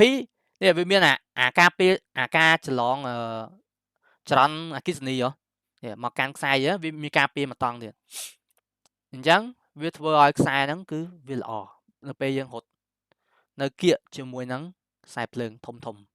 ខេអានេះប្រភេទ coaxial អាប្រភេទខ្សែកាបទូយល់អត់ហ្នឹងគឺ coaxial តែដល់ឡៃឥឡូវ ISP ឡើងប្រើហើយតែនៅសល់តែក្រុមហ៊ុនទូដូចជាក្រុមហ៊ុន PPTV គាត់នៅប្រើបើថាគាត់ provide service ទូហើយនឹង service internet ឲ្យភ្ញៀវឲ្យប្រើប្រាស់ខ្សែ coaxial តែមួយអូខេហ្នឹងគេចាក់តងជាមួយនឹងគេចង់និយាយតាក់ទងជាមួយនឹងខ្សែអូខេអញ្ចឹងអូខេមានទៀតទេនេះអាហ្នឹង STP គេវាមាននេះសឡង់ការពារមកតង់ដល់ពេលពួក UTP អត់មានអីគេមកលាតចឹងហ្មងមានតែអានេះនៅក្រៅមួយមកលាតចឹងហ្មងដល់ពេល STP វាមានអីការពារមកតង់ទៀតការពារចរន្តអគ្គិសនីការចម្លងកុំឲ្យវាចម្លងវាកង់គ្នាចឹងណាបើគ្នាយើងអត់ជឿប្រើខ្សែ network នៅជាមួយនឹងខ្សែភ្លើងអាធំអាធំនឹងប្រហែលវ៉ាត់គិតថាធំខ្ញុំមិនដឹងទេដាក់អាធំយើងដាក់តែ1 លីត្រងាប់ហ្មងសាក់ប្រើហើយយើងភីង latency យើងនឹងឡើងទោះបីយើងភីងខ្សែក៏ដោយហើយមួយទៀតយើងទៅតេស្តមួយទៀតយើងមិនបាច់ប្រើដល់អា STP ខ្សែហ្នឹងក៏បានដែរយើងរត់ខ្សែដែរតែកុំដាក់នៅចិត្តខ្សែភ្លើងអាធំយើងភីង latency យើងនឹងចុះអញ្ចឹងហ្នឹងអញ្ចឹងការ troubleshoot យើងត្រូវ troubleshoot ដេញពី layer 1 layer 2 layer 3រហូតដល់ layer 7ឃើញអត់ដោយសារតែយើងដឹងថាការ communicate រវាង device មួយទៅ device មួយត្រូវឆ្លងកាត់ OSI model ទាំង7ហ្នឹងអញ្ចឹងយើងក៏ត្រូវដឹងដែរថាយើងត្រូវ troubleshoot ពី layer 1រហូតដល់ layer 7មិនមែនយើងងាកមកបាច់មក troubleshoot ចូល layer 7 troubleshoot ពងក្តោស្អីឥឡូវដូច Arito អញ្ចឹងឥឡូវឧទាហរណ៍ Arito វា troubleshoot ភ្ញៀវមួយ ភ្ញៀវប្រភេទ DPRC ពីសាខាពេញទៅកាន់កំពង់សោមភ្ញៀវ complain ថាអត់ដើរហើយវាងាកទៅបាច់ទៅមើល MAC address ទៅមើល VLAN ទៅមើលស្អីហើយចែកដនភ្ញៀវនឹងដាច់ខ្សែអូនយូក៏អាឡាមហ៎ភ្ញៀវដាច់ខ្សែអត់មើល layer 1ហងងាកចូលមើល layer 3 layer 2យកបរោយឃើញអត់អាហ្នឹងមិនអាហ្នឹងដោយសារតែយើងអត់ដឹងដោយសារយើងភ្លេចឬមួយក៏យើងភាំងហ៎អូខំឆុចឡើងបែកញើសឃ្លៀកចុយម៉ែឆុចចុយម៉ែនៅក្នុងម៉ាស៊ីនត្រជាក់16អង្សានៅបែកញើសទេតែចេះស្ដែងភ្ញៀវដាច់ខ្សែអត់ទៅមើល layer 1ហងឃើញអត់ layer 1គឺខ្សែ physical ឃើញទេអត់ទៅមើលហងហើយទៅ check មកអូយដេញ mark ដេញអីណា mark អត់លឿនអញ្ចឹងអីណាឃើញអត់អាហ្នឹងអញ្ចឹងដូចគ្នាអញ្ចឹងយើងដឹងថាវាដើរដោយ layer ទាំង7ហ្នឹងយើងក៏ត្រូវចេះ troubleshoot ពី layer 1រហូតដេញរហូតដល់ layer 7អូខេចប់អាហ្នឹង physical នេះ UDP cable ខ្ញុំប្រាប់អស់ហើយប្រភេទខ្សែដែលអត់មានអីការពារនៅខាងក្នុងមួយតង់ទៀតអូខេហើយនេះការកឹបនេះការកឹបក៏យើងត្រូវចេះនេះការកឹបបែបនេះគឺអត់ស្តង់ដែរអាហ្នឹងវាងាយនឹងឆ្លងហ្មងងាយនឹងឆ្លងកង់ជាមួយនឹងចរន្តអគ្គិសនីប្រភេទយើងពេលយើងរត់ខ្សែភ្លើងចិត្តអីតែដល់ពេលយើងកឹបចេះអាហ្នឹងគឺស្អាតទោះបីពេលខ្លះយើងនៅគៀកខ្សែភ្លើងមែនតែវាអាចជួយកាត់បន្ថយខ្លះដែរឃើញអត់ដល់ពេលអានេះដូចយើងស្លៀកខោលក្ខណៈយើងស្លៀកសំយ៉េះគេឃើញក្តរនៅខាងក្រៅអានេះយើងស្លៀកខោចិត្តហ៎ចិត្តហើយយើងស្លៀកខោសំយ៉េះអញ្ចឹងឃើញអត់សួរថាអាណាល្អមើលយើងអានេះល្អមើលហើយល្អស៊ីទៀតអានេះអត់ល្អមើលហើយក៏អត់ល្អស៊ីដែរឃើញអត់គេឌីលទៀតថាអានេះកឹបខ្សែទៅពងក្តរវាឆ្នាំទីប៉ុន្មានហ៎អញ្ចឹងការកឹបស្តង់ដារយើងត្រូវកឹបឲ្យអាក្របហ្នឹងវាចូលមកក្នុងខ្សែហ្នឹងឲ្យវាល្អណែនហាប់ហ្នឹងបានវាប្រើល្អវាអត់ងាយបាក់ក្បាលទៀតអានេះប្រើមិនស្រួលបាក់បដូរអាខ្សែទៅបាត់ទៅប្រើយូរទៅហើយអានេះតែបងសិតសួរខ្ញុំលមុនអាខ្សែហ្នឹងអាស្អីគេអា tool គេបែរចង់ទិញពីថៅប៉ោណាគេយកមកធ្វើគេគេយកមកផាញ់អាហ្នឹងគឺអាសម្រាប់យើងដោតជាប់នឹងជាងអញ្ចឹងអាគ្រាប់អាសម្រាប់កឹបយើងធម្មតាកឹបអានេះអត់កើតទេយើងត្រូវមានអាផាញ់ tool ដែលបែរសួរខ្ញុំនៅក្នុងថៅប៉ោហ្នឹងយកមកផាញ់អាហ្នឹងយកខ្សែ network យើងមកដាក់នេះច្រឡោះវាទូចហ្នឹងយើងផាញ់ចូលក្នុងហ្នឹងដើម្បីយើងដោតទៅជាងអាហ្នឹងអូយល់ហើយចឹងហ្នឹងហើយអាហ្នឹងខ្ញុំប្រើប្រុងទិញយកមកដាក់យកមកដាក់ក្នុងអបរបស់ខ្ញុំមួយដែរប្រហែលជាត្រូវយកអាហ្នឹងមកដែរអញ្ចឹងណាបើសិនជាបែររត់ខ្សែតាមជាងយើងប្រើហ្នឹងយើងដាក់ហ្នឹងហើយឲ្យវាស្អាតមានដាក់តាមជាងមួយដែរហ្នឹងហ្នឹងចឹងអញ្ចឹងអូខេដូចខ្ញុំនិយាយស្តង់ដាវាមានស្តង់ដា2 AB តែឥឡូវហ្នឹងយើងមិនបាច់គិតស្តង់ដាទេយើងគិតមិនក៏វាដើរដែរថៃមកខ្ញុំថាដើរដោយសារតែខ្ញុំឆ្លងកាត់ហើយមុនគ្នាយើងអញ្ចឹងខ្ញុំដឹងខ្ញុំពីមុនក៏ដូចគ្នាយើងដែរឆោតដូចគ្រូអញ្ចឹងគ្រូថាអេឯងត្រូវគិត A ឯងត្រូវគិត B ឯងត្រូវគិតដូចគ្នាឯងត្រូវគិតខុសគ្នាឥឡូវទេសម័យឥឡូវគឺសម័យទំនើបគេឡើងគិតស្តង់ដា A ស្តង់ដា B ពងក្តរហ្នឹងហើយគេជប់គិតហើយអូខេតែគ្នាយើងត្រូវដឹងនៅពេលប្រឡងបើអាហ្នឹងឧទាហរណ៍ណាបើសិនជាគ្នាយើងចង់ប្រឡងយក certificate CCNA អាហ្នឹងយើងត្រូវដឹងវាមានស្តង់ដា A ស្តង់ដា B ស្តង់ដា A ពណ៌ណាមុនពណ៌ណាក្រោយបន្ទាប់ស្តង់ដា B អាណាមុនអាណាក្រោយគេឃើញវាខុសគ្នាខុសពណ៌គ្នាឃើញអត់ហេឃើញអានេះបៃតងមុនហ្នឹងទៅអានេះទឹកក្រូចមុនទៅឃើញតែឥឡូវណាគប់មិនក៏បានដែរសំខាន់ឲ្យតាអាកតុយយើងមកខាងហើយណាមកខាងទៀតដូចគ្នាឧទាហរណ៍ថាអាកតុយខាងឆ្វេងអាកតុយខាង A ខ្ញុំគប់ពណ៌បៃតងមុនខ្ញុំគប់ពណ៌ប្រផេះមុនចុះឲ្យវាខុសស្តង់ដាគេគប់ពណ៌ប្រផេះមុនហើយអាកតុយខាង B ខ្ញុំត្រូវគប់ពណ៌ប្រផេះមុនដែរដេញពណ៌ឲ្យដូចគ្នាយល់អត់ដេញពណ៌ឲ្យដូចគ្នាទាំងកតុយ A និងកតុយ B មិនបាច់ follow ស្តង់ដាក៏ដែរបើមិនជឿទៅគប់សាកមើលបើថាខ្ញុំនិយាយខុសខ្ញុំឲ្យមកខោកក្បាលខ្ញុំទៀតខ្ញុំនិយាយមែនបើថាខ្ញុំនិយាយខុសតែត្រូវគប់ឲ្យដូចពណ៌គ្នា bạch follow standard các bạn má cấp bạch đôi mà có tôi é cấp bậc phép môn ok bậc phép môn đinh đó mà chập bầm bảy sai đó cái tôi bí đinh đôi tôi é đây bậc phép môn đấy ok bậc phép môn là hô đôi kia bầm bảy sai qua đôi kia đã nhóm từ này đã hãy chúng ta viết passport vì ở passport sẽ đi thở ban đôi kia ở passport bông cái đôi đi ra sầm mai lấy cứ viết đi vài bao nhiêu cứ tầm nợ cứ viết score mà dương cấp thở pon cái đó score tầm tầm bạn đội muốn nè muốn dương thở follow xong nè ra thì vài cả vì muốn bị cả lấy cái upgrade chẳng tới bạch follow xong ná có dương ác score này đây nhớ ok nó ra cấp xài fiber optic cabling ok chẳng là fiber dương đăng ấy chốt ok fiber này cứ chia connector vào fiber anh ca slide sai anh nhông có sơ start đấy chỉ muốn ca slide sai của anh về một mẹn dương do tool vô mà cấp đá thế bây giờ miếng mà sân slide mà sân ấy cái thầm thử á nè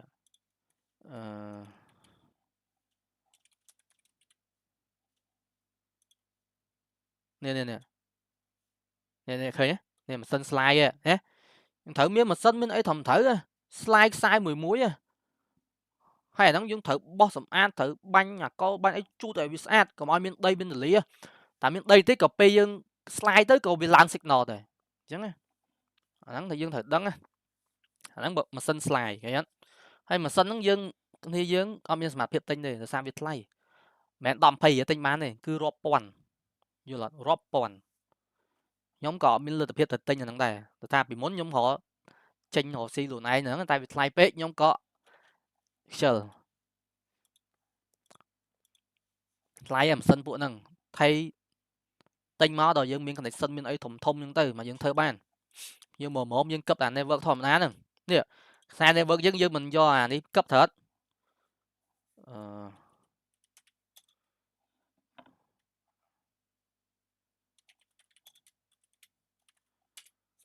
nè do nè cấp bệ thòm ná mũi tầm em phải mà đọc bị ấy nhưng tinh bán nó thế anh cấp sai này vợ dương là o chơi sai phải á nó nhưng anh tinh vô mà tay cấp bàn hay mà bùa optic nó mẹ ơi ropon mình lôi tinh đây chẳng hay ca cấp 10 muối cứ mod chọn mình tên mình đôi ảnh ấy đặt po là thử khi mất cấp đà bạch nó ở đấy chụt bột mà còn ai bên đây mình ấy nhảy nhảy hay có ba connector biết gì một page ấy một page st một page lc để dân khơi nhỏ ngày nó không server room dương nắng dân khơi nhé một page lc ní đọc cho module boss đó nè này cái lc đấy lc là một page này bên transit hay receive xây cái này hay là này một page pon nữa sai anh ha sc dựng đọc cho pon nữa đọc cho pon cút bao ôn chủ nắng hẹn chẳng vì mình có ba khó này chẳng bỏ st ní giờ dương phở đào cho tôi không là không pop dương trên specific dương máu với thời cho anh gà gì kia chồng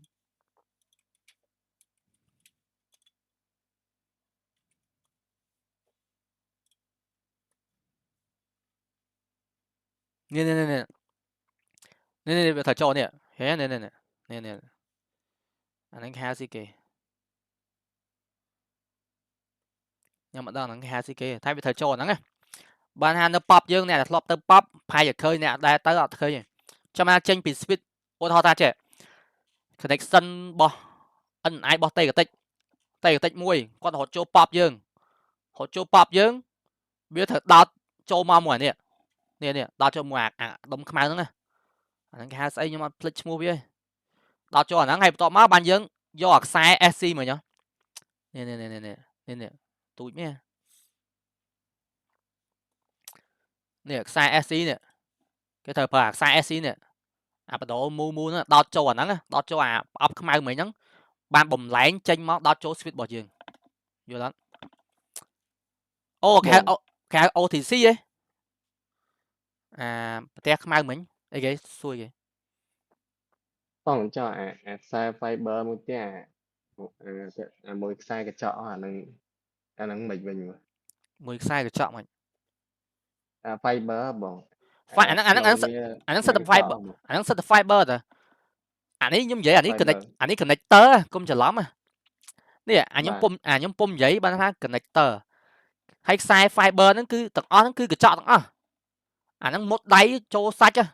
nè sang cái thao min câu này nhưng mà một chỗ sách sang cái thao câu nó ấy nhưng mà đắng là nhưng mà sẽ ba này tại một page fiber với một page cái chọn vô là anh ấy cứ connector anh ấy mà main fiber anh ấy connector vô là connector đôi các ba dương network cable nó mình connector với all chạy về mà anh đôi kia fiber của mình connector bây giờ cái nhất cũng chỉ lắm anh ấy main fiber này anh ấy connector được bao fiber với một main chỉ sai fiber tê ok connector nè cũng chỉ lắm chẳng connector với một page bảo vệ chẳng cái nhất ST នេះវាច្រើនដល់យើងចូលក្នុង pop អីបានយើងអាសាឃើញវាដោតជាមួយនឹងដុំខ្មៅដែលខ្ញុំប្រាប់ហ្នឹងប្រទេសខ្មៅនេះតើណាបាត់ទៀតនេះដោតជាមួយអានេះអូខេវាច្រើននៅក្នុង pop យើងប្រើហើយអានេះវាច្រើនយើងឃើញច្រើន uplink ចូល speed ហើយអានេះចូល ONU អានេះពេលដែលយើងប្រើ2 core ណាវាមានប្រភេទរៀងវាបែបនេះអូខេណែអាហ្នឹងប្រអប់ខ្មៅមិញអាហ្នឹងយើងចេញពី ODS មកបានប្រអប់ហ្នឹងខ្ញុំរហូតនឹកឃើញ ODS ត្រូវហើយបងអាហ្នឹងហៅ ODS យេអើយរហូតនឹកតែមិនឃើញហ្នឹងហើយត្រូវហើយចូល ODS អញ្ចឹងបានថានៅពេលយើងទិញ connection ពីខាងក្រៅរបស់តេកតិចរហូតចូលក្នុង pop យើងត្រូវចូល ODS ហ្នឹងនេះអាខ្មៅហ្នឹងចូល ODS ហ្នឹងហើយបានបំលែងចេញមកខ្សែ LC ចូលមកកាន់ speed របស់យើងហើយពេល ODS ហ្នឹងយើងត្រូវប្រើអាប្រភេទខ្សែនេះអាប្រភេទខ្សែនេះ ST ហ្នឹងក្បាលមូហ្នឹងហើយមាននេះស្កុយមកវិញហ្នឹង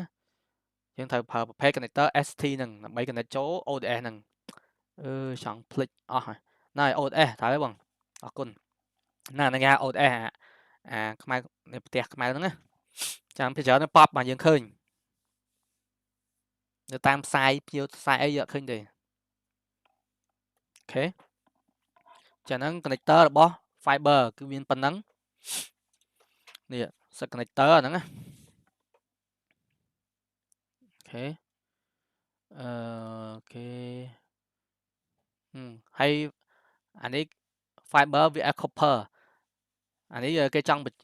ថា fiber គឺវាល្អជាង copper ល្អយ៉ាងម៉េចទី1យើងអាចរត់ឆ្ងាយបាន fiber យើងអាចរត់ឆ្ងាយបានហើយយើងអាច throughput រហូតដល់ 100G រាប់ 100G តែសួរតែខ្សែ network អាច throughput ទៅដល់ហ្នឹងអត់អញ្ចឹងនេះយើងត្រូវនេះ reflect មិញខ្ញុំបញ្យល់ហើយពាក្យ latency throughput goodput ឃើញទេចាឥឡូវមិញខ្ញុំចាប់ដើមនិយាយ throughput អូខេចាហ្នឹងគឺអញ្ចឹង fiber វាល្អជាង network cable ភាសាវាអាចរត់ឆ្ងាយទី1រត់ឆ្ងាយបាន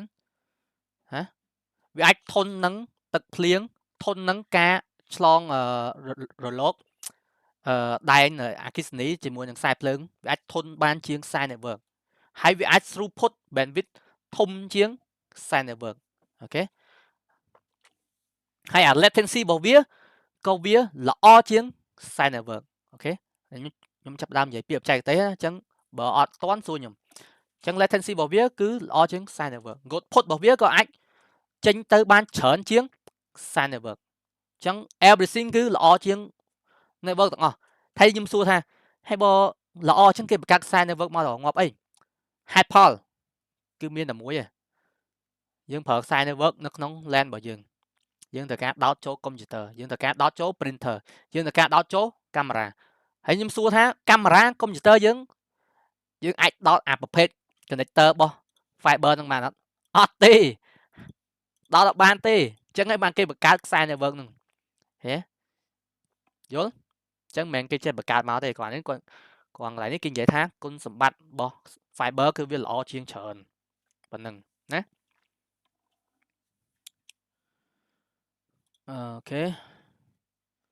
អូចប់ហើយតោះខ្ញុំដាក់មកប្រាវចប់ /million wireless media chẳng dương đăng ấy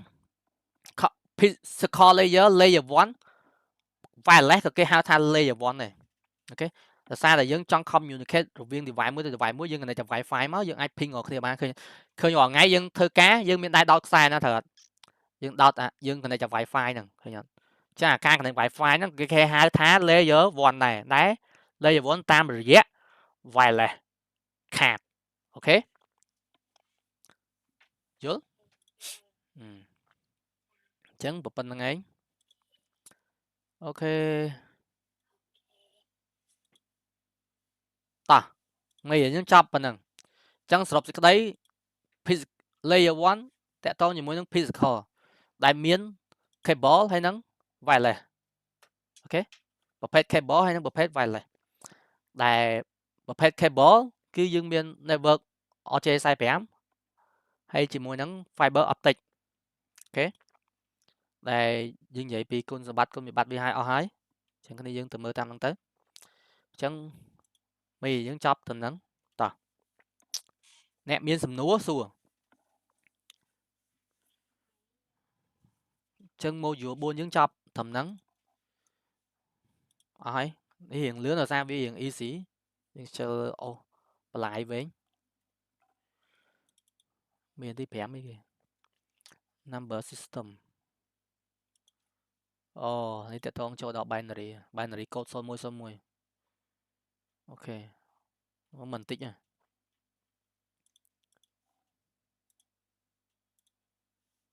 តោះមានចម្ងល់សួរ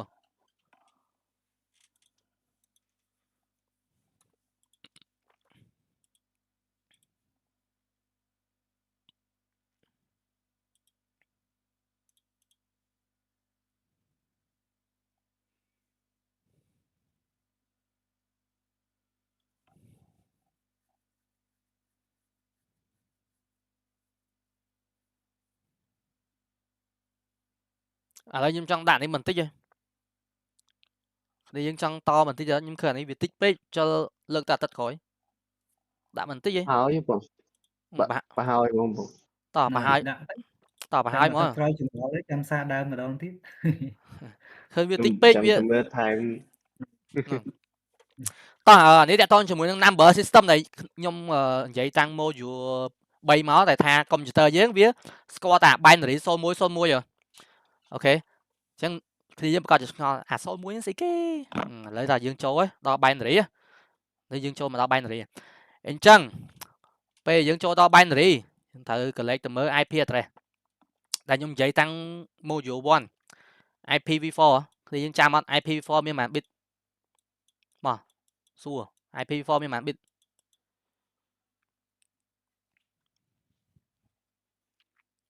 មានប៉ុន្មាន bit អញហ៊ានតាំងដើមសប្តាហ៍ចប់អត់មានអ្នកឆ្លើយលេខបាត់ហើយលេខទេតែដូចជាមានតែ9 នៃ 8ទេចង់ភ្លេច4 នៃ 8 មិនបងអូខេអត់មានទេមាន32 bit អូខេមាន32 bit ឆ្ងល់4ដល់32នឹកឃើញអញ្ចឹងយើងឆ្ងល់អា bit ហ្នឹងស្អីគេ bit មិនមែនលបឿនណាអាហ្នឹងគឺ binary របស់វា binary number 0101ហ្នឹងហើយអូខេឥឡូវបដល់ហើយឥឡូវឧទាហរណ៍ IP មួយនេះ192.100អូយលេខធំពេកឥឡូវយើងយកអាតូចបានទេអាហ្នឹងក៏បានអាហ្នឹងក៏បាន168.10.1ឥឡូវយើងត្រូវបំលែងហ្នឹងទៅជា binary 0101ដែលជាកូដកុំព្យូទ័រអាចអានយល់អូខេអញ្ចឹងកុំព្យូទ័រវាអត់ស្គាល់អា IP ហ្នឹងទេយល់អត់វាអានបានតែ0101ទេអញ្ចឹងនៅពេលយើងបំលែងវាត្រូវបានប៉ុណ្នេះអានេះរូបមន្តណាគ្នាយើងកត់ណារូបមន្តពេលបំលែងយើងត្រូវចាំអាពួកនេះទី bit ទី1 128ទី2 64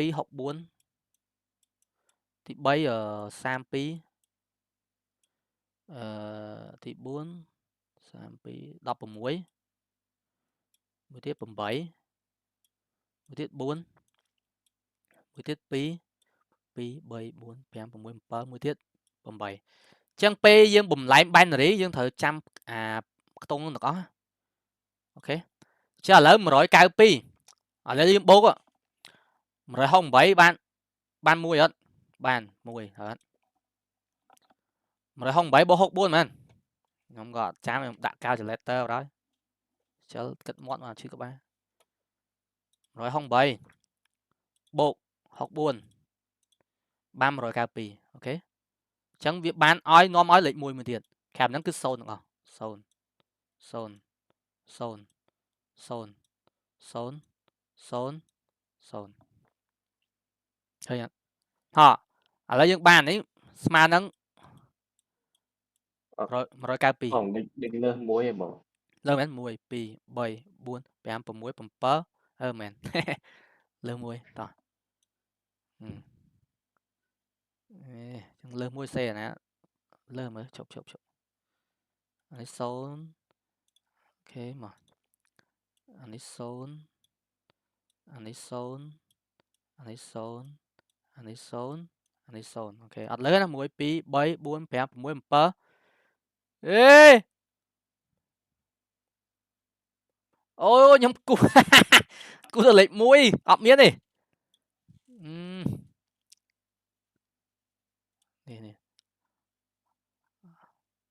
នេះអស់តំណាគ្នា1 2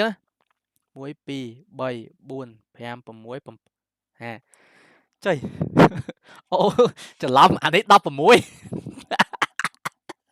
ងច្រឡំមកនេះ16ណាសាំចុយតោះអញ្ចឹងទៅមានលេខ1មួយទៀតណាតោះអើយតាដំរីជើង4គង់មាន plot ដែរមែនទេតោះនេះនាំឲ្យ0អានេះ0អានេះ0អានេះ0អានេះ0បានឲ្យ192អូខេចឹងនេះយើងបាន192មួយបាទឥឡូវយើងបំលែង168តោះ168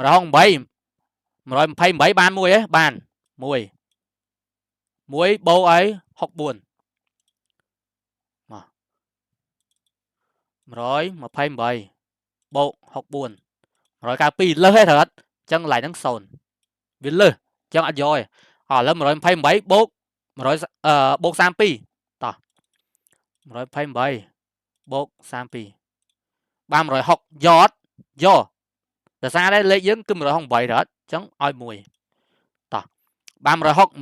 បូក16លើសអត់លើសឲ្យ0 160បូកជាមួយ8គ្រប់អត់គ្រប់168ត្រូវអត់ចឹងឲ្យ1ក្រៅហ្នឹង0អស់ដោយសារវាគ្រប់អីយើងទៅបូកអីទៀតយល់អត់បាន168យល់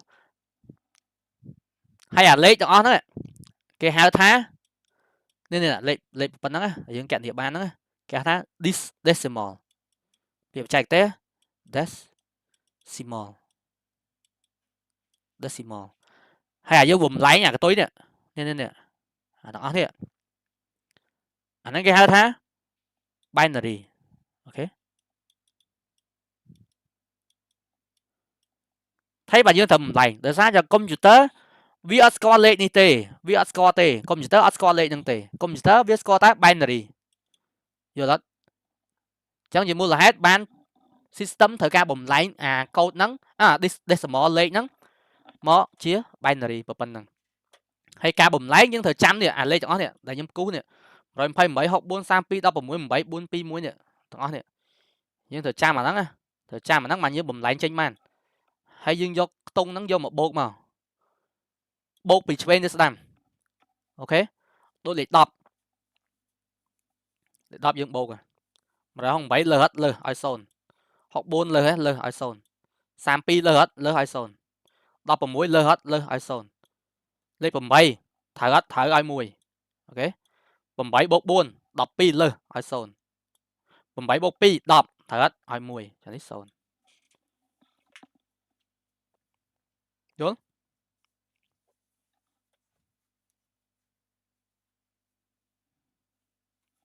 ចឹងមេរៀនហ្នឹង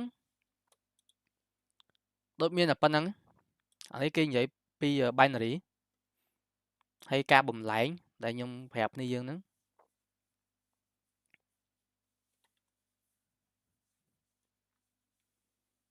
យល់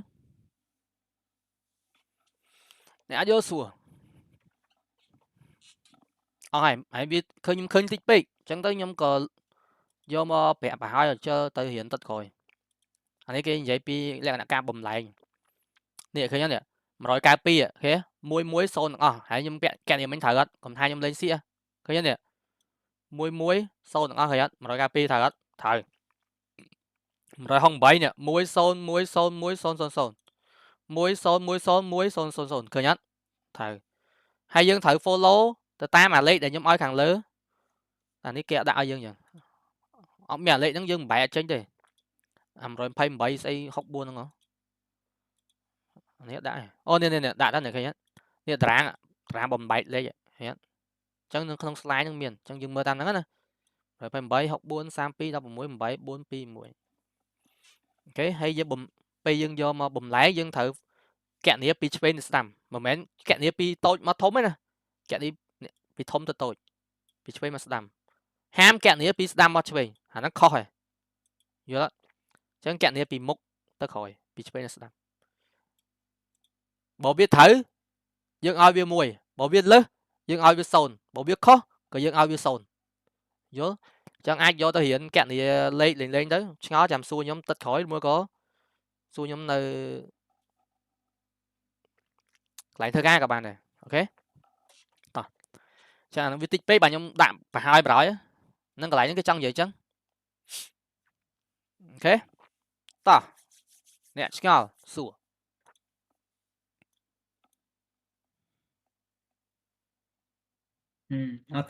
អត់ឆ្ងល់ទេខ្ញុំហ្នឹងហើយចឹងហ្នឹងគេហៅ binary កុំសារកុំព្យូទ័រយើងគឺវាអត់ស្គាល់លេខទេវាស្គាល់តែ binary ហ្នឹងឯងណាដែលខ្ញុំនិយាយតាំងពីមុនហ្នឹងហាកុំព្យូទ័រវាស្គាល់តែ0101ហ្នឹងទេចាហ្នឹងការបំបែកIP address មកកាន់ binary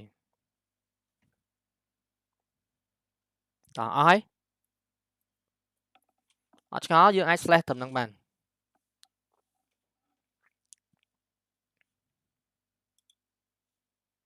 តោះ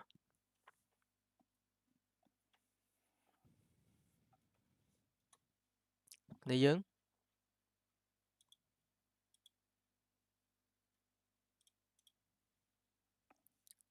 មក